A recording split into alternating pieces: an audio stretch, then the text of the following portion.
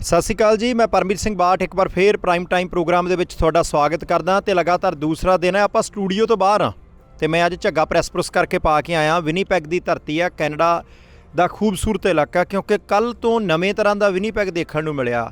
ਹੋਰ 3 ਮਹੀਨਿਆਂ ਨੂੰ ਆ ਸਾਰੀ ਜਗ੍ਹਾ ਜਿਹੜੀ ਤੁਹਾਨੂੰ ਨਜ਼ਰ ਆ ਰਹੀ ਹੈ, ਇੱਥੇ ਸ਼ਾਇਦ ਆਹ ਚੀਜ਼ਾਂ ਨਜ਼ਰ ਨਾ ਆਉਣ, ਸਿਰਫ ਸਨੋ ਜਾਣੀ ਕਿ ਬਰਫ਼ ਨਜ਼ਰ ਆਵੇ। ਪਰ ਪਿਛਲੇ 8-10 ਸਾਲਾਂ ਦੇ ਵਿੱਚ ਪਤਾ ਲੱਗਿਆ ਕਿ ਪੰਜਾਬੀਆਂ ਦੀ ਵਸੋਂ ਜਿਹੜੀ ਹੈ ਇੱਥੇ ਦੁੱਗਣੀ ਤਿੱਗਣੀ ਹੋ ਚੱਲੀ ਹੈ। ਸੁੱਖ ਨਾਲ ਕੈਨੇਡਾ ਦੇ ਇਸ ਵਿਨੀਪੈਗ ਦੇ ਵਿੱਚ ਹੁਣ ਪੰਜਾਬੀਆਂ ਦੇ MLA ਵੀ ਨੇ। ਭਲਕ ਨੂੰ ਕੋਈ MP ਦੀ ਸੀਟ ਵੱਲ ਨੂੰ ਵੀ ਹੱਥ ਮਾਰੇ ਭਾਈ ਕਹਿ ਨਹੀਂ ਸਕਦੇ, ਪਰ ਇਹ ਪੁਰਾਣਾ ਇਲਾਕਾ ਜੀ ਇੱਥੇ ਦਾ। ਤੇ ਸਭ ਤੋਂ ਵੱਡੀ ਗੱਲ, ਜਦੋਂ ਆਪਾਂ ਪੰਜਾਬ ਦੇ ਨਾਲ ਸਾਰੀਆਂ ਚੀਜ਼ਾਂ ਜਿਹੜੀਆਂ ਰਿਲੇਟ ਕਰਨ ਦੀ ਕੋਸ਼ਿਸ਼ ਕਰਦੇ ਹਾਂ, ਇਹ ਨਹੀਂ ਕਿ ਪੰਜਾਬ ਨੂੰ ਜਾਂ ਪੰਜਾਬ ਦੀਆਂ ਨੀਤੀਆਂ ਨੂੰ ਜਾਂ ਪੰਜਾਬ ਦੀ ਲੀਡਰਸ਼ਿਪ ਨੂੰ ਥੱਲੇ ਲਾਉਣ ਦੀ ਕੋਸ਼ਿਸ਼ ਨਹੀਂ ਹੈ ਕਿ ਸੁਧਾਰ ਕਿੱਦਾਂ ਕੀਤਾ ਜਾ ਸਕਦਾ। ਹੁਣ ਇਹ ਵਿਨੀਪੈਗ ਦਾ ਜਿਹੜਾ ਤੁਸੀਂ ਦੇਖੋ ਕਿ ਟੂਰਿਸਟ ਇਨਫੋਰਮੇਸ਼ਨ ਸੈਂਟਰ ਇੱਕ ਤਰ੍ਹਾਂ ਦਾ, ਕਿ ਜੇ ਕਿਸੇ ਨੇ ਆਉਣਾ ਕੈਨੇਡਾ ਦੇ ਇਸ ਇਲਾਕੇ ਦੇ ਵਿੱਚ ਘੁੰਮਣਾ ਫਿਰਨਾ, ਉਹਨੂੰ ਕਿੱਦਾਂ ਪਤਾ ਲੱਗੂਗਾ। ਖਾਸ ਤੌਰ 'ਤੇ ਆਪਾਂ ਪੰਜਾਬੀ ਰਿਸ਼ਤੇਦਾਰਾਂ ਦੇ ਉੱਤੇ ਨਿਰਭਰ ਕਰਦੇ ਹੁੰਦੇ ਆ ਕਿ ਜੇ ਕਿਤੇ ਮਾਸੀ ਆ ਭੂਆ ਉਹ ਜਿੰਨਾ ਕੁ ਘੁੰਮੇ ਆ ਉਹਨਾਂ ਦੇ ਸ਼ਹਿਰ 'ਚ ਆਪਾਂ ਜਾਈਏ ਸਾਨੂੰ ਉਹ ਘੁਮਾ ਦੇਣਗੇ। ਪਰ ਜਿਹੜੀ ਚੀਜ਼ ਪੰਜਾਬ ਦੇ ਵਿੱਚ ਲੱਗਦਾ ਹੁੰਦਾ ਕਿ ਕਮਜ਼ੋਰੀ ਹੈ, ਆਪਾਂ ਅੰਮ੍ਰਿਤਸਰ ਜਾਈਏ, ਟੂਰਿਜ਼ਮ ਦੇ ਵਿੱਚ ਰੁਪਈਏ ਬੜੇ ਨੇ ਸਰਕਾਰ ਦੇ ਲਈ ਵਿੱਤੀ ਤੌਰ 'ਤੇ। ਜੇ ਸਰਕਾਰ ਦੇ ਖਜ਼ਾਨੇ 'ਚ ਪੈਸੇ ਹੋਣਗੇ ਤਾਂ ਇਹਦਾ ਮਤਲਬ ਕੀ ਆ ਕਿ ਤਨਖਾਹਾਂ ਦਿੱਤੀਆਂ ਜਾਣਗੀਆਂ, ਪੁਲ ਬਣਨਗੇ, ਫੈਕਟਰੀਆਂ ਲੱਗਣਗੀਆਂ, ਸਾਰਾ ਕੁਝ ਠੀਕ ਹੋ ਜੂ। ਪੈਸੇ ਕਿੱਥੋਂ ਆਉਣੇ ਆ? ਟੂਰਿਜ਼ਮ ਤੋਂ, ਸੈਰ ਸਪਾਟੇ ਤੋਂ। ਸੈਰ ਸਪਾਟਾ ਕਿੱਦਾਂ ਹੋਣਾ ਹੈ? ਅੰਮ੍ਰਿਤਸਰ ਤੇ ਚੰਡੀਗੜ੍ਹ ਇਹ 2 ਮੁੱਖ ਅੱਡੇ ਨੇ ਜਿਨ੍ਹਾਂ ਦੇ ਵਿੱਚੋਂ ਵਿਦੇਸ਼ੀ ਜਾਂ ਦੇਸ਼ ਦੇ ਵੱਖ-ਵੱਖ ਹਿੱਸਿਆਂ 'ਚੋਂ ਲੋਕ ਪੰਜਾਬ ਦੇ ਵਿੱਚ ਆਉਂਦੇ ਆ। ਪਰ ਕਦੇ ਤੁਸੀਂ ਦੇਖਿਆ ਅੰਮ੍ਰਿਤਸਰ ਦੇ ਰੇਲਵੇ ਸਟੇਸ਼ਨ 'ਤੇ, ਚੰਡੀਗੜ੍ਹ ਦੇ ਰੇਲਵੇ ਸਟੇਸ਼ਨ 'ਤੇ, ਹਵਾਈ ਅੱਡੇ 'ਤੇ, ਬੱਸ ਅੱਡੇ 'ਤੇ ਕਿਤੇ ਇੱਦਾਂ ਦਾ ਕੋਈ ਛਪਿਆ ਹੋਇਆ ਮਟੀਰੀਅਲ ਪਿਆ ਹੋਵੇ ਕਿ ਭਾਈ ਤੁਸੀਂ ਪੰਜਾਬ 'ਚ ਆਹ ਥਾਵਾਂ 'ਤੇ ਘੁੰਮ ਸਕਦੇ ਹੋ, ਇੱਦਾਂ ਘੁੰਮ ਸਕਦੇ ਹੋ, ਇੱਥੇ ਬੱਸ ਜਾਂਦੀ ਹੈ, ਇੱਥੇ ਹੋਟਲ 'ਚ ਰੁਕ ਸਕਦੇ ਹੋ, ਆਹ ਟੈਲੀਫੋਨ ਨੰਬਰ ਹੈ, ਆਹ ਮੁੱਖ ਥਾਵਾਂ ਦੇਖਣ ਵਾਲੀਆਂ ਨੇ, ਇਹਨਾਂ ਦੀ ਚੰਡੀਗੜ੍ਹ, ਅੰਮ੍ਰਿਤਸਰ, ਜਲੰਧਰ, ਬਠਿੰਡਾ, ਪਠਾਨਕੋਟ, ਮੁਕਤਸਰ, ਫਾਜ਼ਿਲਕਾ ਤੋਂ ਦੂਰੀ ਕਿੰਨੀ ਹੈ? ਨਹੀਂ ਪਤਾ ਲੱਗਦਾ। ਇੰਪੋਰਟੈਂਟ ਟੈਲੀਫੋਨ ਨੰਬਰ ਨਹੀਂ ਪਤਾ ਲੱਗਦੇ। ਪਰ ਕੁਝ ਚੀਜ਼ਾਂ ਸਿੱਖੀਆਂ ਜਾ ਸਕਦੀਆਂ ਜਿਨ੍ਹਾਂ 'ਤੇ ਬਹੁਤੇ ਰੁਪਈਏ ਨਹੀਂ ਲੱਗਦੇ। ਆਹ ਲੱਗਦਾ ਜਾਂ ਨੀਅਤ ਲੱਗਦੀ ਹੈ। ਤੇ ਆਪਾਂ ਹੁਣ ਵਿਨੀਪੈਗ ਦੇ ਵਿੱਚ ਦੇਖਦੇ ਹਾਂ ਕਿ ਇਹਨਾਂ ਨੇ ਪ੍ਰਬੰਧ ਕਿੱਦਾਂ ਦਾ ਕੀਤਾ। ਸੋ ਆਹ ਇਨਫੋਰਮੇਸ਼ਨ ਸੈਂਟਰ ਹੈ। ਨਵਾਂ ਕੋਈ ਵੀ ਬੰਦਾ ਆਵੇ, ਕੋਈ ਰਿਸ਼ਤੇਦਾਰੀ ਲੱਭਣ ਦੀ ਲੋੜ ਨਹੀਂ। ਤੇ ਆਪਾਂ ਫਿਰ ਅੰਦਰਲੇ ਪਾਸੇ ਜਾ ਕੇ ਹੁਣ ਦੇਖ ਲੈਣਾ ਮਾਹੌਲ ਕੀ ਹੈ ਜੀ। ਆਹ ਲਓ ਜੀ। ਸੋ ਆਹ ਇਨਫੋਰਮੇਸ਼ਨ ਸੈਂਟਰ ਜਿਹੜਾ ਉਹ ਬਣਿਆ ਹੋਇਆ। ਤੇ ਸਭ ਤੋਂ ਪਹਿਲਾਂ ਆਪਾਂ ਗੱਲਬਾਤ ਕਰਾਂਗੇ ਇੱਥੋਂ ਦੇ ਅਧਿਕਾਰੀਆਂ ਦੇ ਨਾਲ ਵੀ। ਪਰ ਆਹ ਇੱਕ ਮੁੱਖ ਚੀਜ਼ ਹੈ ਜਿਹੜੀ ਕਿ ਪੰਜਾਬ ਦੇ ਵਿੱਚ ਹੋਣੀ ਬਹੁਤ ਜ਼ਰੂਰੀ ਹੈ। ਕੰਧ ਹੁੰਦੀ ਹੋਈ ਹੈ, ਸਿਰਫ ਆਹ ਖਾਨੇ ਬਣਾਉਣੇ ਆ ਤੇ ਖਾਨਿਆਂ ਦੇ ਵਿੱਚ ਛਾਪ ਕੇ ਜਿਹੜੀਆਂ ਨੇ ਉਹ ਚੀਜ਼ਾਂ ਰੱਖਣੀਆਂ। ਆਹ ਲਓ ਜੀ, ਇਹਦੇ ਵਿੱਚ ਸਾਰੀ ਇਨਫੋਰਮੇਸ਼ਨ ਹੈ। ਤੁਸੀਂ ਵਿਨੀਪੈਗ ਦੇ ਵਿੱਚ ਆਓਗੇ, ਮੈਨੀਟੋਬਾ ਘੁੰਮਣਾ ਹੈ ਤਾਂ ਆਹ ਲਓ ਜੀ, ਆਹ ਮਿਊਜ਼ੀਅਮ ਆ ਜੀ, ਨੇਵੀ ਵਾਲਿਆਂ ਦੇ ਮਿਊਜ਼ੀਅਮ। ਕਿੱਥੇ ਮਿਊਜ਼ੀਅਮ ਹੈ, ਕਿਹੜੀ ਚੀਜ਼ ਉੱਥੇ ਦੇਖੀ ਜਾ ਸਕਦੀ ਹੈ, ਉਹ ਤੁਸੀਂ ਸਾਰੀ ਚੀਜ਼ ਜਿਹੜੀ ਹੈ ਇਕੱਲੀ ਇਨਫੋਰਮੇਸ਼ਨ ਇਹਦੇ ਉੱਤੇ ਦਿੱਤੀ ਹੋਈ ਹੈ। ਬੰਦੇ ਦਾ ਇੰਟਰਸਟ ਬਣੂਗਾ, ਕੋਈ ਬੰਦਾ ਜਿੱਥੇ ਵੀ ਕਿਤੇ ਜਾਣਾ ਚਾਹੂਗਾ ਉੱਥੇ ਜਾ ਸਕਦਾ। ਹੁਣ ਇਹਦੇ ਤੋਂ ਬਿਨਾਂ ਆਹ ਦੂਸਰਾ ਮਿਊਜ਼ੀਅਮ ਆ ਜੀ। ਦੂਸਰੇ ਮਿਊਜ਼ੀਅਮ ਦੇ ਵਿੱਚ ਕਿਹੜੀ ਚੀਜ਼ ਹੈ, ਰੇਲ ਗੱਡੀ ਕਿੱਥੇ ਹੈ, ਉਹ ਸਾਰਾ ਕੁਝ ਜਿਹੜਾ ਇਨਫੋਰਮੇਸ਼ਨ ਦਿੱਤੀ ਹੈ। ਨਕਸ਼ਾ ਬਣਾਇਆ ਹੋਇਆ, ਆ ਤੁਸੀਂ ਧਿਆਨ ਨਾਲ ਦੇਖੋ, ਨਕਸ਼ਾ ਬਣਾ ਕੇ ਦਿੱਤਾ ਕਿ ਕਿੱਧਰਲੇ ਪਾਸੇ ਜਾਣਾ, ਖੁੱਲ੍ਹਦਾ ਕਿੰਨੇ ਵਜੇ ਹੈ, ਸਵੇਰੇ 9 ਵਜੇ, ਸ਼ਾਮ ਨੂੰ 4 ਵਜੇ ਬੰਦ ਹੋ ਜਾਂਦਾ। ਜੂਨ ਤੋਂ ਅਗਸਤ ਤੱਕ ਦਾ ਇਹ ਸਮਾਂ। ਟਿਕਟ ਲੱਗਦੀ ਆ ਤਾਂ ਉਹਦਾ ਭਾਅ ਕੀ ਹੈ, ਕੱਲੀ ਚੀਜ਼। ਐਡਮਿਸ਼ਨ ਬਾਈ ਡੋਨੇਸ਼ਨ, ਜਾਣੀ ਕਿ ਡੋਨੇਸ਼ਨ ਜਿਹੜੀ ਹੈ ਉਹ ਦੇ ਕੇ ਤੁਸੀਂ ਇੱਥੇ ਐਡਮਿਸ਼ਨ ਲੈ ਸਕਦੇ ਹੋ। ਆ ਹੋਰ ਸਾਰੀਆਂ ਚੀਜ਼ਾਂ ਨੇ। ਕੀ ਹੁਣ ਇੱਥੇ ਜਿਹੜਾ ਬੰਦਾ ਆਊਗਾ, ਜੇ ਉਹਨੂੰ 5 ਜਗ੍ਹਾ ਦਾ ਪਤਾ ਹੋਊਗਾ ਤਾਂ 25 ਥਾਵਾਂ ਦੇਖ ਕੇ ਜਾਊਗਾ। 25 ਥਾਵਾਂ। ਆ ਦੇਖੋ, ਸਰਕਾਰਾਂ ਜਦੋਂ ਇਹ ਚਾਹੁੰਦੀਆਂ ਨਾ ਕਿ ਭਾਈ ਸਾਡਾ ਦੇਸ਼, ਸਾਡਾ ਸੂਬਾ ਵਿਕਸਿਤ ਹੋਵੇ ਤਾਂ ਆਹ ਕੰਮ ਹੁੰਦਾ ਹੈ। ਕੱਲੀ ਚੀਜ਼ ਜਿਹੜੀ ਹੈ, ਕੱਲੀ ਚੀਜ਼ ਐਨ ਕਲੀਅਰ ਕੀਤੀ ਹੋਈ ਹੈ। ਆ ਲਓ, ਜੇ ਬੋਟ ਦਾ ਟੂਰ ਲਾਉਣਾ ਉਹਦੀ ਸਾਰੀ ਚੀਜ਼ ਦਿੱਤੀ ਹੈ, ਕਿੱਥੋਂ ਬੋਟ ਚੱਲਣੀ ਹੈ, ਕਿੱਧਰਲੇ ਪਾਸੇ ਨੂੰ ਜਾਣੀ ਹੈ, ਆ ਸਾਰਾ ਨਕਸ਼ਾ ਬਣਾ ਕੇ ਦਿੱਤਾ। ਬੋਟ ਕਿੱਦਾਂ ਦੀ ਹੋਣੀ ਹੈ। ਆ $11.5 ਜਿਹੜਾ ਜੇ ਕੋ ਬਾਲਗ ਜਾਣੀ ਕਿ ਮੇਰੇ ਵਰਗਾ ਬੰਦਾ ਉਹਦੀ 11.5, ਜੇ ਕੋ ਬੱਚਾ ਜਾਂ ਬਜ਼ੁਰਗਾ ਤੋਂ ਦੀ $9.5 ਜਿਹੜੀ ਉਹ ਟਿਕਟ ਹੈ। ਇਨਫੋਰਮੇਸ਼ਨ ਲਈ ਈਮੇਲ ਵੀ ਹੈ, ਵੈਬਸਾਈਟ ਵੀ ਹੈ, ਟੈਲੀਫੋਨ ਨੰਬਰ ਵੀ ਹੈ। ਹੁਣ ਮੈਂ ਇਹ ਸਾਰੀਆਂ ਚੀਜ਼ਾਂ ਤੁਹਾਡੇ ਨਾਲ ਸਾਂਝੀਆਂ ਕਿਉਂ ਕਰ ਰਿਹਾ? ਕੋਈ ਮੰਤਰੀ ਸਾਹਿਬ ਤੁਹਾਡੇ ਕੋਲੇ ਆਉਣ, ਕੋਈ MLA ਸਾਹਿਬ ਤੁਹਾਡੇ ਕੋਲੇ ਆਉਣ, ਕੋਈ ਅਧਿਕਾਰੀ ਸਾਹਿਬ ਤੁਹਾਡੇ ਕੋਲੇ ਆਉਣ, ਉਹਨਾਂ ਨੂੰ ਕਹੋ ਭਾਈ, ਉਹਨਾਂ ਨੂੰ ਕਹੋ ਆ ਲਓ ਚੱਕ ਲਈਆਂ ਜੀ ਮੇਰੇ ਨਾਲ ਦਿਆਂ ਨੇ ਸਾਰੀਆਂ ਕਿਤਾਬਾਂ, ਇਹ ਮੁਫਤ ਨੇ, ਬਿਲਕੁਲ ਫਰੀ, ਕਿ ਤੁਸੀਂ ਆਪਦੇ ਕੋਲ ਰੱਖੋ ਤੇ ਆਪਦੇ ਕੋਲ ਰੱਖ ਕੇ ਫਿਰ ਅਗਲੇ ਪਾਸੇ ਨੂੰ ਲੈ ਕੇ ਜਾਓ। ਜੇ ਆਪਾਂ ਅੰਮ੍ਰਿਤਸਰ ਦੇ ਵਿੱਚ, ਚੰਡੀਗੜ੍ਹ ਦੇ ਵਿੱਚ, ਜਲੰਧਰ, ਬਠਿੰਡੇ ਇੱਕ ਕੰਧ ਦੇ ਉੱਤੇ ਇੰਨਾ ਕੁ ਸਮਾਨ ਰੱਖ ਦਈਏ। ਸਾਡੇ ਕੋਲੇ ਪੁਰਾਣੇ ਕਿਲੇ ਬਹੁਤ ਨੇ ਪੰਜਾਬ 'ਚ, ਸਾਡੇ ਕੋਲੇ ਬਹੁਤ ਸਾਰੀਆਂ ਥਾਵਾਂ ਨੇ ਜਿੱਥੇ ਕਿ ਜੰਗਲੀ ਥਾਂ ਦੇਖੀ ਜਾ ਸਕਦੀ ਹੈ। ਸਾਡੇ ਕੋਲੇ ਨੀਮ ਪਹਾੜੀ ਇਲਾਕਾ, ਕਿਸੇ ਬੰਦੇ ਦਾ ਧਾਰਮਿਕ ਇੰਟਰਸਟ ਹੈ, ਕਿਸੇ ਬੰਦੇ ਦਾ ਪਹਾੜ 'ਚ ਇੰਟਰਸਟ ਹੈ, ਕਿਸੇ ਬੰਦੇ ਨੇ ਬਾਰਡਰ ਬੈਲਟ ਦੇਖਣੀ ਹੋ ਸਕਦੀ ਹੈ। ਉਹ ਸਾਰੀਆਂ ਚੀਜ਼ਾਂ ਜਿਹੜੀਆਂ ਜੇ ਇੱਦਾਂ ਛਾਪ ਕੇ ਆਪਾਂ ਰੱਖੀਏ, ਨੋਟਾਂ ਦੇ ਢੇਰ ਲੱਗ ਜਾਣਗੇ। ਜਿਹੜੇ ਖਜ਼ਾਨਾ ਖਾਲੀ ਹੋਣ ਦਾ ਰੌਲਾ ਪਾਉਂਦੇ ਸੀ, ਖਜ਼ਾਨਾ ਭਰ ਜਾਊਗਾ। ਨੀਅਤ ਤੇ ਥੋੜ੍ਹੀ ਦਿਮਾਗੀ ਕਸਰਤ ਦੀ ਜਿਹੜੀ ਲੋੜ ਹੈ। ਸੋ ਵਿਨੀਪੈਗ ਦੀ ਧਰਤੀ 'ਤੇ ਆ ਅਤੇ ਗੱਲਾਂ ਬਾਤਾਂ ਦੇਖਾਂਗੇ। ਇਹ ਸਾਰਾ ਸੈਂਟਰ ਬਣਿਆ ਹੋਇਆ ਜੀ, ਇਨਫੋਰਮੇਸ਼ਨ ਸੈਂਟਰ। ਅਤੇ ਆਪਾਂ ਇੱਧਰ ਰਾਮਜੀਤ ਭਾਜੀ ਹੋਰਾਂ ਨਾਲ ਵੀ ਗੱਲਬਾਤ ਕਰਦੇ ਹਾਂ। ਭਾਜੀ ਕੀ ਹਾਲ ਚਾਲ ਨੇ, ਠੀਕ ਠਾਕ ਹੋ? ਠੀਕ ਠਾਕ ਹੈ ਜੀ, ਸਤਿ ਸ਼੍ਰੀ ਅਕਾਲ ਜੀ। ਤੁਸੀਂ ਮੈਡਮ ਹੋਣਾ ਕੋਲ ਖੜੇ ਸੀ, ਗੱਲਾਂ ਬਾਤਾਂ ਕੀ ਕੀਤੀਆਂ? ਇਹਨਾਂ ਦਾ ਕੰਮ ਕੀ ਆ, ਪਹਿਲਾਂ ਪੰਜਾਬੀ 'ਚ ਦੱਸ ਦਿਓ। ਇਹ ਅਸਲ ਦੇ ਵਿੱਚ ਸਰਵਿਸਿਜ਼ ਪ੍ਰੋਵਾਈਡ ਕਰਦੇ ਨੇ। ਜਿਹੜੇ ਬੰਦੇ ਇੱਥੇ, ਜਿਹੜੇ ਵੀ ਵਿਜ਼ਿਟਰ ਆਉਂਦੇ ਨੇ, ਉਹਨਾਂ ਨੂੰ ਦੱਸਦੇ ਨੇ ਕਿ ਇੱਥੇ ਕੀ ਕੀ ਅਟਰੈਕਸ਼ਨਸ ਨੇ, ਕਿਹੜੀਆਂ ਜਿਹੜੀਆਂ ਚੀਜ਼ਾਂ ਇੱਥੇ ਦੇਖਣ ਵਾਲੀਆਂ ਨੇ, ਘੁੰਮਣ ਫਿਰਨ ਵਾਲੀਆਂ ਨੇ। ਟੂਰਿਜ਼ਮ ਨੂੰ ਲੈ ਕੇ ਇੱਥੇ ਕਿਹੜੀਆਂ ਚੀਜ਼ਾਂ ਨੇ ਜਿਹੜੀਆਂ ਮੇਨ ਫੋਕਸ ਨੇ ਮੈਨੀਟੋਬਾ ਦੇ ਵਿੱਚ, ਵਿਨੀਪੈਗ ਦੇ ਵਿੱਚ। ਉਹ ਵੱਖ-ਵੱਖ ਭਾਸ਼ਾਵਾਂ ਦੇ ਵਿੱਚ ਇਹਨਾਂ ਨੇ ਲਿਟਰੇਚਰ ਛਾਪ ਕੇ ਰੱਖਿਆ ਹੋਇਆ, ਤਾਂ ਕਿ ਜਿਹੜਾ ਵੀ ਕੋਈ ਬੰਦਾ ਆਉਂਦਾ ਤਾਂ ਉਹਨੂੰ ਨਹੀਂ, ਨਾਰਮਲੀ ਕਿਸੇ ਨੂੰ ਜਾ ਕੇ ਪੁੱਛੋ ਵੀ ਕੀ ਦੇਖਣਾ, ਬੰਦਾ ਮੋਢੇ ਚੱਕ ਕੇ ਕਹਿੰਦਾ ਜੀ ਕੁਛ ਨਹੀਂ। ਸੋ ਇਹ ਉਸ ਚੀਜ਼ ਨੂੰ ਓਵਰਕਮ ਕਰਨ ਵਾਸਤੇ, ਤਾਂ ਕਿ ਕੋਈ ਵੀ ਆਇਆ, ਅਣਜਾਣ ਬੰਦਾ ਵੀ ਆਇਆ, ਤਾਂ ਉਹਨੂੰ ਪਤਾ ਲੱਗੇ ਮੈਨੀਟੋਬਾ ਦੇ ਵਿੱਚ ਸਾਡੇ ਕੋਲ ਕਿਹੜੀਆਂ ਚੀਜ਼ਾਂ ਨੇ, ਕਿਹੜੀਆਂ ਥਾਵਾਂ ਨੇ ਦੇਖਣ ਵਾਲੀਆਂ, ਕਿਹੜੀ ਜਿਹੜੀ ਹਿਸਟਰੀ ਆ, ਕਿਹੜੀਆਂ ਹਿਸਟੋਰਿਕ ਬਿਲਡਿੰਗਸ ਨੇ, ਕਿਹੜੀਆਂ ਹਿਸਟੋਰਿਕ ਪਲੇਸਿਸ ਜਿਹੜੀਆਂ ਇੱਥੇ ਹੈਗੀਆਂ ਨੇ। ਉਹ ਸਾਰੀਆਂ ਵੱਖ-ਵੱਖ ਭਾਸ਼ਾਵਾਂ ਦੇ ਵਿੱਚ ਇਹਨਾਂ ਨੇ ਲਿਟਰੇਚਰ ਹੈ ਜਿਹੜਾ ਉਹ ਰੱਖਿਆ ਹੋਇਆ, ਤੇ ਉਹ ਸਰਵਿਸਿਜ਼ ਇਹ ਪ੍ਰੋਵਾਈਡ ਕਰਦੇ ਨੇ। So we can offer assistance to travelers and locals by providing maps, directions. We offer literature as well as recommendations for places for people to see, places that they can visit in Manitoba, as well as events and historical sites, as you mentioned. So really anything that someone might have an interest in Manitoba, we can help them experience those things. Thank you very much. You're welcome. Thank you. ਸੋ ਆਹ ਇੱਕ ਚੀਜ਼ ਜਿਹੜੀ ਬਹੁਤ important ਹੈ, ਜਿਹੜੀ ਕਿ ਸਾਡੇ ਕੋਲ ਪੰਜਾਬ ਦੇ ਵਿੱਚ ਮਿਸ ਹੁੰਦੀ ਹੈ, ਇਹਨੂੰ ਨਕਸ਼ਾ ਕਹਿੰਦੇ ਆ, ਮੈਪ। ਹੁਣ ਰਾਮਜੀਤ ਭਾਜੀ ਇਹਨੂੰ ਫੜ ਲਿਓ, ਕੇਵਲ ਭਾਜੀ ਤੁਸੀਂ ਇੱਕ ਪਾਸੇ ਆ ਜਾਓ, ਇੱਧਰਲੇ ਪਾਸੇ ਮੇਰੇ ਵਾਲੇ ਪਾਸੇ, ਮੈਂ ਫਿਰ ਮਾੜੀ ਜਿਹੀ ਉਂਗਲੀ ਮੇਰੀ ਵਿਹਲੀ ਹੋ ਜਾਊਗੀ। ਸੋ ਤੁਸੀਂ ਦੇਖੋ ਕਿ ਇਹ ਬਿਲਕੁਲ ਮੁਫਤ ਇੱਥੇ ਰੱਖੇ ਕਿ ਭਾਈ ਚੱਕ ਕੇ ਲੈ ਜਾਓ। ਟੂਰਿਜ਼ਮ ਵਿਨੀਪੈਗ, ਟੂਰਿਜ਼ਮ ਜਲੰਧਰ ਵੀ ਹੋ ਸਕਦਾ, ਟੂਰਿਜ਼ਮ ਪੰਜਾਬ ਵੀ ਹੋ ਸਕਦਾ, ਟੂਰਿਜ਼ਮ ਬਠਿੰਡਾ ਵੀ ਹੋ ਸਕਦਾ, ਟੂਰਿਜ਼ਮ ਮੋਹਾਲੀ ਵੀ ਹੋ ਸਕਦਾ। ਕਿ ਕਿੱਧਰਲੇ ਪਾਸਿਓਂ ਭਾਈ ਆਹ ਹਾਈਵੇ ਜਾਂਦਾ ਹੈ, ਆਹ ਛੋਟੀ ਸੜਕ ਹੈ, ਵੱਡੀ ਸੜਕ ਹੈ, ਤੁਸੀਂ ਆਹ ਚੀਜ਼ ਪਹਿਲਾਂ ਦੇਖਣੀ ਹੈ, ਮੁੜ ਕੇ ਆਹ ਚੀਜ਼ ਦੇਖਣੀ ਹੈ, ਇਹਦੇ ਲਈ ਰਸਤਾ ਕਿਹੜਾ ਜਾਂਦਾ, ਕਿੱਧਰਲੇ ਪਾਸੇ ਦੀ ਕਾਰ ਜਾਊਗੀ। ਆਹ ਦੇਖੋ, ਆਹ ਸਾਰਾ ਕੁਝ ਲਿਖਿਆ। ਹੋਟਲਸ, ਜਿੱਥੇ ਆ ਲਾਲ ਰੰਗ ਦੀ ਆ ਪੱਟੀ ਜਿਹੀ ਆ, ਉੱਥੇ ਹੋਟਲ ਹੋਣਗੇ। ਆ ਜਿੱਥੇ ਆ, ਉੱਥੇ ਮਿਊਜ਼ੀਅਮ ਆ। ਆ ਜਿਹੜਾ ਰੰਗ ਹੈ ਉਹ ਸ਼ਾਪਿੰਗ ਸੈਂਟਰ ਨੇ। ਆ ਤੁਸੀਂ ਦੇਖੋ, ਆ ਜਿਹੜੇ ਰੰਗ ਦੀ ਜਿੱਥੇ ਕਾ ਟੁਕੜੀ ਜੀ ਬਣੀ ਹੋਊਗੀ, ਸ਼ਹਿਰ ਦੇ ਉਸ ਹਿੱਸੇ ਦੇ ਵਿੱਚ ਸ਼ਾਪਿੰਗ ਮਾਲ ਜਿਹੜੇ ਹੋਣਗੇ। ਕੱਲੀ ਚੀਜ਼ ਜਿਹੜੀ ਹੈ, ਆ ਹੁਣ ਮੇਨ ਅੰਡਰਗਰਾਊਂਡ ਦਾ ਸਾਈਨ ਆ ਹੋਊਗਾ, ਆ ਸਕਾਈ ਵਾਕ ਦਾ ਆ ਹੋਊਗਾ। ਇੱਧਰਲੇ ਪਾਸੇ ਤੁਸੀਂ ਦੇਖੋ ਕਿ ਹਰ ਇੱਕ ਚੀਜ਼ ਕੱਲੀ। ਜੇ ਪੋਸਟ ਆਫਿਸ ਹੈ ਤਾਂ ਉਹਦਾ ਸਾਈਨ ਇੱਥੇ ਹੋਊਗਾ ਕਿ ਭਾਈ ਜੇ ਤੁਸੀਂ ਪੋਸਟ ਆਫਿਸ ਦੀ ਵਰਤੋਂ ਕਰਨੀ ਹੈ। ਸੋ ਮੈਂ ਫਿਰ ਇੱਕ ਵਾਰੀ ਬੇਨਤੀ ਕਰਦੇ ਹਾਂ ਕਿ ਪੰਜਾਬ ਨੂੰ ਇਹਨਾਂ ਚੀਜ਼ਾਂ ਦੀ ਲੋੜ ਹੈ, ਬਿਲਕੁਲ ਮੁਫਤ ਹੈ। ਇਹ ਕਿਤੇ ਮੰਗਣ ਨਹੀਂ ਜਾਣੇ ਪੈਂਦੇ। ਉਹ ਕਹਿੰਦੇ ਸਾਡੇ ਕੋਲ ਆਓ, ਆਹ ਨਕਸ਼ਾ ਲੈ ਕੇ ਜਾਓ, ਜਗ੍ਹਾ 'ਤੇ ਦੇਖੋ, ਤੁਸੀਂ ਟਿਕਟ ਦੇ ਪੈਸੇ ਖਰਚੋਗੇ, ਰੈਸਟੋਰੈਂਟ ਦੇ ਵਿੱਚ ਰੋਟੀ ਖਾਓਗੇ, ਸਾਰਾ ਕੁਝ ਕਰੋਗੇ। ਪੰਜਾਬ ਦੇ ਕੋਲ ਮੁਫਤ ਦੀਆਂ ਰੋਟੀਆਂ ਨੇ ਭਾਈ। ਸਾਡੇ ਨਿੱਕੇ ਨਿਆਣੇ ਜੇ ਸ਼ੌਕ ਬਸ ਬਾਹਰ ਆਉਣਾ ਚਾਹੁੰਦੇ ਕੋਈ ਗੱਲ ਨਹੀਂ, ਪਰ ਮਜਬੂਰੀ 'ਚ ਨਾ ਕੋਈ ਆਵੇ, ਇਹ ਬਹੁਤ ਜ਼ਰੂਰੀ ਹੈ। ਸਰਕਾਰ ਇੱਥੇ ਇਨਵੈਸਟਮੈਂਟ ਕਰਦੀ ਹੈ। ਸਾਨੂੰ ਵੱਡੀਆਂ ਰੈਲੀਆਂ ਦੀ, ਰੋਡ ਸ਼ੋਅ ਦੀ ਲੋੜ ਨਹੀਂ, ਸਾਨੂੰ ਇਹਨਾਂ ਚੀਜ਼ਾਂ ਦੀ ਲੋੜ ਹੈ। ਹੁਣ ਆਪਾਂ ਅੱਗੇ ਚੱਲਦੇ ਹਾਂ, ਵਿਨੀਪੈਗ ਦੇਖਦੇ ਹਾਂ ਜੀ। ਲਓ ਜੀ, ਆਪਾਂ ਹੁਣ ਤੱਕ ਵਿਨੀਪੈਗ ਦੇ ਵਿੱਚ ਦੇਖ ਲਿਆ ਕਿ ਭਾਈ ਇੱਥੇ ਲੋਕ ਜਿਹੜੇ ਨੇ ਇੱਕ ਦੂਸਰੇ ਦੇ ਨਾਲ ਸੰਪਰਕ ਤਾਂ ਰੱਖਦੇ ਆ, ਪਰ ਘੁੰਮਣ ਫਿਰਨ ਦੇ ਲਈ ਸਰਕਾਰ ਨੇ ਵੱਖਰੇ ਤਰ੍ਹਾਂ ਦੇ ਪ੍ਰਬੰਧ ਕੀਤੇ ਹੋ ਆ। ਸਾਡੇ ਕੋਲੇ ਪੰਜਾਬ ਦੇ ਵਿੱਚ ਇੱਦਾਂ ਦੀਆਂ ਬਹੁਤ ਸਾਰੀਆਂ ਥਾਵਾਂ ਨੇ। ਹਰੀਕੇ ਪੱਤਣ ਹੈਗਾ, ਜਿੱਥੇ ਇੱਕ ਵਾਰੀ ਪਾਣੀ ਵਾਲੀ ਬੱਸ ਚੱਲਣ ਦੀ ਚਰਚਾ ਜਿਹੜੀ ਆਪਾਂ ਸਾਲ 2 ਸਾਲ ਜਿਹੜੀ ਉਹ ਸੁਣਦੇ ਰਹੇ ਸੀ। ਚਲੋ ਤਜਰਬਾ ਫੇਲ ਹੋਇਆ ਕਿ ਪਾਸ ਹੋਇਆ, ਇੰਨਾ ਹੀ ਬਹੁਤ ਹੈ ਕਿ ਕਿਸੇ ਨੇ ਉਧਰਲੇ ਪਾਸੇ ਜਿਹੜਾ ਉਹ ਸੋਚਿਆ ਵਿਚਾਰਿਆ। ਸੋ ਇੱਥੋਂ ਆਪਾਂ ਪਾਣੀ ਵਾਲੀ ਬੋਟ ਦੇ ਵਿੱਚ, ਕਿਸ਼ਤੀ ਦੇ ਵਿੱਚ ਜਾਣਾ। ਪਰ ਵਿਨੀਪੈਗ, ਕਿਉਂਕਿ ਇਹ ਬਹੁਤ ਸਾਰੇ ਲੋਕਾਂ ਦਾ ਮਨਪਸੰਦੀਦਾ ਥਾਂ ਆ। ਜੇ ਤੁਸੀਂ 10 ਕੁ ਸਾਲ ਪਿੱਛੇ ਜਾਓ ਨਾ, ਮੈਂ ਅਖਬਾਰ ਦੇ ਵਿੱਚ ਵੱਡੇ ਇਸ਼ਤਿਹਾਰ ਪੜ੍ਹਦਾ ਹੁੰਦਾ ਸੀ, ਮੈਨੀਟੋਬਾ ਵਿਨੀਪੈਗ ਦੇ ਵਿੱਚ ਕੈਨੇਡਾ ਦੇ ਵਿੱਚ ਪੱਕੇ ਹੋਣ ਦਾ ਸੁਨਹਿਰੀ ਮੌਕਾ। ਬਲੱਡ ਰਿਲੇਸ਼ਨ ਵਾਲੇ ਆ ਸਕਦੇ ਆ, ਜਿਹੜੇ ਉੱਥੇ ਰਹਿੰਦੇ ਆ। ਜੇ ਤੁਸੀਂ ਉਹਨਾਂ ਦੇ ਦੂਰ ਦੇ ਵੀ ਰਿਸ਼ਤੇਦਾਰ ਹੋ ਤਾਂ ਤੁਸੀਂ ਸਾਡੇ ਨਾਲ ਸੰਪਰਕ ਕਰੋ, ਅਸੀਂ ਤੁਹਾਨੂੰ ਕੈਨੇਡਾ ਪਹੁੰਚਾਉਣ ਦਾ ਜਿਹੜਾ ਉਹ ਵਾਅਦਾ ਕਰਦੇ ਹਾਂ। ਬੜੇ ਵੱਡੇ ਇਸ਼ਤਿਹਾਰ ਸੀ। ਚਲੋ ਉਹ ਸਹੀ ਸੀ ਜਾਂ ਨਹੀਂ ਸਹੀ ਸੀ ਵੱਖਰੀ ਗੱਲ ਹੈ, ਪਰ ਹੁਣ ਵਿਨੀਪੈਗ ਦੇ ਵਿੱਚ ਬਹੁਤ ਸਾਰੇ ਪੰਜਾਬੀ ਨੇ। ਮੈਂ ਪਹਿਲਾਂ ਵੀ ਦੱਸਿਆ ਕਿ ਆਪਣੇ ਕੋਲੇ ਸੁਖਨਾ ਇੱਥੋਂ ਦੇ MLA ਵਿਧਾਇਕ ਵੀ ਪੰਜਾਬੀ ਹੈ। ਪਰ ਵਿਨੀਪੈਗ ਸ਼ੁਰੂ ਕਿੱਥੋਂ ਹੋਇਆ? ਕੈਨੇਡਾ ਦਾ ਮੱਧ ਜਿਹਾ ਸੈਂਟਰ ਜਿਹਾ ਕੇਂਦਰ, ਪੂਰੀ ਠੰਡ, ਪੂਰੀ ਗਰਮੀ। ਅੱਜ ਖੜਿਆ ਨਹੀਂ ਜਾਂਦਾ, ਇੱਥੇ ਗਰਮੀ ਕਾਫੀ ਹੋ ਗਈ ਹੈ।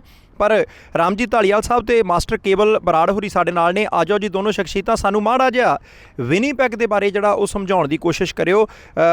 ਕੇਵਲ ਬਰਾੜ ਜੀ, ਮਾਸਟਰ ਜੀ, ਸਭ ਤੋਂ ਪਹਿਲਾਂ ਮੈਨੂੰ ਇਹ ਦੱਸਿਓ ਕਿ ਜਿਹੜੀ ਥਾਂ ਦੇ ਉੱਤੇ ਆਪਾਂ ਖੜੇ ਹਾਂ, ਕਿਸ਼ਤੀਆਂ ਚੱਲਦੀਆਂ, ਸੁਖਨਾ ਬਹੁਤ ਵਧੀਆ, ਤੇ ਸਾਡੇ ਕੋਲ ਹਰੀਕੇ ਪੱਤਣ ਇਹ ਤੋਂ ਵੱਡਾ ਹੈ।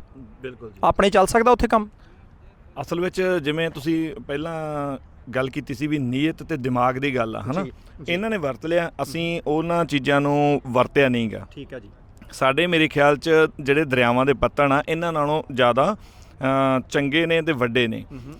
ਇਹਨਾਂ ਨੇ ਉਹਨਾਂ ਚੀਜ਼ਾਂ ਨੂੰ ਸਾਂਭ ਕੇ ਰੱਖਿਆ, ਪੁਰਾਣੀਆਂ ਬਿਲਡਿੰਗਾਂ ਨੂੰ ਵੀ ਸਾਂਭ ਕੇ ਰੱਖਿਆ। ਅਸੀਂ ਕੀ ਕੀਤਾ, ਪੁਰਾਣੀਆਂ ਜਿਹੜੀਆਂ ਇਤਿਹਾਸਿਕ ਇਮਾਰਤਾਂ ਸੀਗੀਆਂ ਉੱਥੇ ਉਹਨਾਂ ਨੂੰ ਪੱਥਰ ਚੜਾਤਾ ਹੈ ਨਾ। ਇੱਥੇ ਤੁਹਾਨੂੰ ਮੈਂ ਜਿਵੇਂ ਕੱਲ੍ਹ ਵੀ ਦਿਖਾਇਆ ਸੀਗਾ ਤੇ ਅੱਜ ਆਪਾਂ ਪ੍ਰਾਈਮ ਏਸ਼ੀਆ 'ਤੇ ਵੀ ਦਿਖਾਵਾਂਗੇ ਕਿ ਇੱਕ ਪੁਰਾਣਾ ਘਰ ਉਹ ਵੀ ਉਹਨਾਂ ਨੇ ਸਾਂਭ ਕੇ ਰੱਖਿਆ। ਵੀ ਕਿੰਨਾ ਪੁਰਾਣਾ ਉਹ ਤੁਹਾਨੂੰ ਉੱਥੇ ਜਾ ਕੇ ਜਾਣਕਾਰੀ ਦੇਵਾਂਗੇ। ਬਿਲਡਿੰਗਾਂ ਆਪਾਂ ਰਾਹ ਦੇ ਵਿੱਚ ਦੇਖਦੇ ਆਏ ਹਾਂ, ਤੁਹਾਨੂੰ ਮੈਂ ਚਰਚ ਦਿਖਾਇਆ ਵੀ 1895 ਦਾ ਬਣਿਆ ਵਾ। ਉਹਨਾਂ ਨੇ ਉਹਦੇ ਨਾਲ ਕੋਈ ਛੇੜਛਾੜ ਨਹੀਂ ਕੀਤੀ ਜੀ। ਜੇ ਛੇੜਛਾੜ ਨਹੀਂ ਕੀਤੀ ਤਾਂ ਹੀ ਉਹ ਇੱਕ ਤੁਹਾਡਾ ਖਿੱਚ ਦਾ ਕੇਂਦਰ ਆ। ਜੇ ਤੁਸੀਂ ਸਾਰੀਆਂ ਇਮਾਰਤਾਂ ਨੂੰ ਇੱਕਸਾਰ ਦਾ ਕਰ ਦੋਗੇ ਫਿਰ ਤੁਹਾਡਾ ਧਿਆਨ ਇੱਕਦਮ ਨਹੀਂ ਖਿੱਚਿਆ ਜਾਊਗਾ। ਜਿੱਥੇ ਆਪਾਂ ਹੁਣ ਖੜੇ ਹਾਂ ਜੀ, ਅਸੀਂ ਇੱਧਰ ਕਿਉਂ ਖਿੱਚੇ ਆਏ ਹਾਂ ਕਿਉਂਕਿ ਸਾਨੂੰ ਕੋਈ ਵੱਖਰਾ ਦਿਸਿਆ, ਨਹੀਂ ਤਾਂ ਵੈਸੇ ਹੋਰ ਦਰਿਆ ਜਿਵੇਂ ਪੰਜਾਬ 'ਚ ਲੰਘ ਜਾਂਦੇ ਤੇ ਉਵੇਂ ਹੀ ਲੰਘ ਜਾਣਾ ਸੀਗਾ। ਠੀਕ ਹੈ। ਇੱਕ ਮੈਨੂੰ ਬਰਾੜ ਸਾਹਿਬ ਇਹ ਜ਼ਰੂਰ ਦੱਸਿਓ ਕਿ ਕਹਿੰਦੇ ਆ ਕਿ ਵਪਾਰ ਦਾ ਕੇਂਦਰ ਸੀ ਕਿਸੇ ਵੇਲੇ ਕੈਨੇਡਾ ਦੇ ਵਿੱਚ, ਜਦੋਂ ਪੰਜਾਬੀ ਅਜੇ ਨਹੀਂ ਸੀ ਆਏ। ਜਦੋਂ ਫਰਾਂਸ ਵਾਲੇ ਲੋਕ ਜਾਂ ਬ੍ਰਿਟਿਸ਼ ਵਾਲੇ ਲੋਕ ਆ ਕੇ ਕੈਨੇਡਾ ਦੇ ਉੱਤੇ ਚਾਹੁੰਦੇ ਸੀ ਕਿ ਭਾਈ ਜਿੱਦਾਂ ਈਸਟ ਇੰਡੀਆ ਕੰਪਨੀ ਭਾਰਤ ਦੇ ਵਿੱਚ ਆਈ ਸੀ ਕਿ ਅਸੀਂ ਇੱਥੇ ਵਪਾਰ ਕਰੀਏ, ਇਹ ਥਾਂ ਵਪਾਰ ਦਾ ਕੇਂਦਰ ਕਿਉਂ, ਜਾਣੀ ਕਹਾਣੀ ਕੀ ਆ, ਇੱਥੋਂ ਵਿਨੀਪੈਗ ਕਿਉਂ ਸ਼ੁਰੂ ਹੋਇਆ? ਜੀ ਅਸਲ ਵਿੱਚ ਜਦੋਂ ਪਹਿਲਾਂ ਇੱਥੇ ਜਿਹੜੇ ਮੂਲ ਨਿਵਾਸੀ ਆ ਉਹ ਅਲਾਸਕਾ ਤੋਂ ਰਸ਼ੀਆ ਦੇ ਵਿੱਚ ਜਿਹੜਾ ਬੇਰਿੰਗ ਸਟ੍ਰੇਟ ਪੈਂਦਾ ਉੱਥੋਂ ਲਗਭਗ 10 ਤੋਂ 11,000 ਸਾਲ ਪਹਿਲਾਂ ਜੀ ਕੈਨੇਡਾ 'ਚ ਆਏ। ਤਾਂ ਜੇ ਕੈਨੇਡਾ ਦੇ ਹੋਰ ਹਿੱਸਿਆਂ ਦੇ ਵਿੱਚ ਤੇ US ਦੇ ਵਿੱਚ ਫੈਲ ਗਏ ਤਾਂ ਇੱਥੇ ਵੀ ਫੈਲ ਗਏ ਸੀ। ਫਿਰ ਹੌਲੀ ਹੌਲੀ ਜਦੋਂ ਯੂਰਪ ਤੋਂ ਜਿਹੜੇ ਆਉਣ ਲੱਗੇ ਉਹਨਾਂ ਨੇ ਹਡਸਨ ਬੇ ਵਿੱਚ ਦੀ ਨੈਲਸਨ ਨਦੀ ਵਿੱਚ ਦੀ ਆ ਕੇ ਤੇ ਆਹ ਰੈੱਡ ਰਿਵਰ ਤੱਕ ਪਹੁੰਚੇ। ਉਹ ਰੈੱਡ ਰਿਵਰ ਆ ਪਿੱਛੇ ਆਪਣੇ। ਹਾਂਜੀ ਜੀ।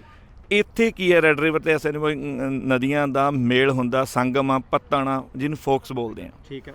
ਇੱਥੇ ਉਹਨਾਂ ਨੇ ਆਉਣਾ ਸ਼ੁਰੂ ਕੀਤਾ ਤੇ ਇੱਥੋਂ ਫਰ ਦਾ ਟ੍ਰੇਡ ਜਾਣੀ ਕਿ ਫਰ ਦਾ ਵਪਾਰ ਇੱਥੋਂ ਸ਼ੁਰੂਆਤ ਹੁੰਦੀ, ਜਾਣੀ ਕਿ ਜਿਹੜੇ ਜਾਨਵਰ ਸੀਗੇ ਹੈ ਨਾ ਜਿਹੜੇ, ਹਾਂਜੀ, ਕਿਉਂਕਿ ਜਿਹੜੇ ਮੂਲ ਨਿਵਾਸੀ ਸੀ ਉਹ ਇਹਦੀ ਵਰਤੋਂ ਕਰਦੇ ਸੀ ਆਪਦੇ ਨਿੱਜੀ ਲੋੜਾਂ ਲਈ ਜੀ। ਤੇ ਜਿਹੜੀ ਚੀਜ਼ ਉਹਨਾਂ ਨੂੰ ਜਿਹੜੇ ਆਉਣ ਵਾਲੇ ਸੀ ਉਹ ਵਪਾਰੀ ਸੀ, ਉਹਨਾਂ ਨੂੰ ਇਹ ਚੀਜ਼ ਚੰਗੀ ਲੱਗੀ, ਮਹਿੰਗੀ ਲੱਗੀ। ਜਿਵੇਂ ਆਪਣੇ ਹਿੰਦੁਸਤਾਨ ਤੋਂ ਉਹਨਾਂ ਨੂੰ ਮਸਾਲੇ ਚੰਗੇ ਲੱਗੇ ਹੈ ਨਾ, ਉਹ ਆਪਣੇ ਲੈ ਕੇ ਗਏ। ਫਿਰ ਉੱਥੋਂ ਇਹਨਾਂ ਨੇ ਇਹਨਾਂ ਨਦੀਆਂ ਰਾਹੀਂ ਵਪਾਰ ਸ਼ੁਰੂ ਕੀਤਾ। ਠੀਕ ਹੈ ਜੀ। ਇਹ ਜਾ ਕੇ ਹਡਸਨ ਜਿਹੜੀ ਬੇ ਆ ਉਹ ਖਾੜੀ ਹੈ ਜਿਹੜੀ, ਉਹਦੇ ਨਾਲ ਜਾ ਕੇ ਟੱਚ ਹੋ ਜਾਂਦੀਆਂ ਜਾ ਕੇ ਗਾਂ ਦੀਆਂ ਨਦੀਆਂ ਦੇ ਵਿੱਚ ਦੀ।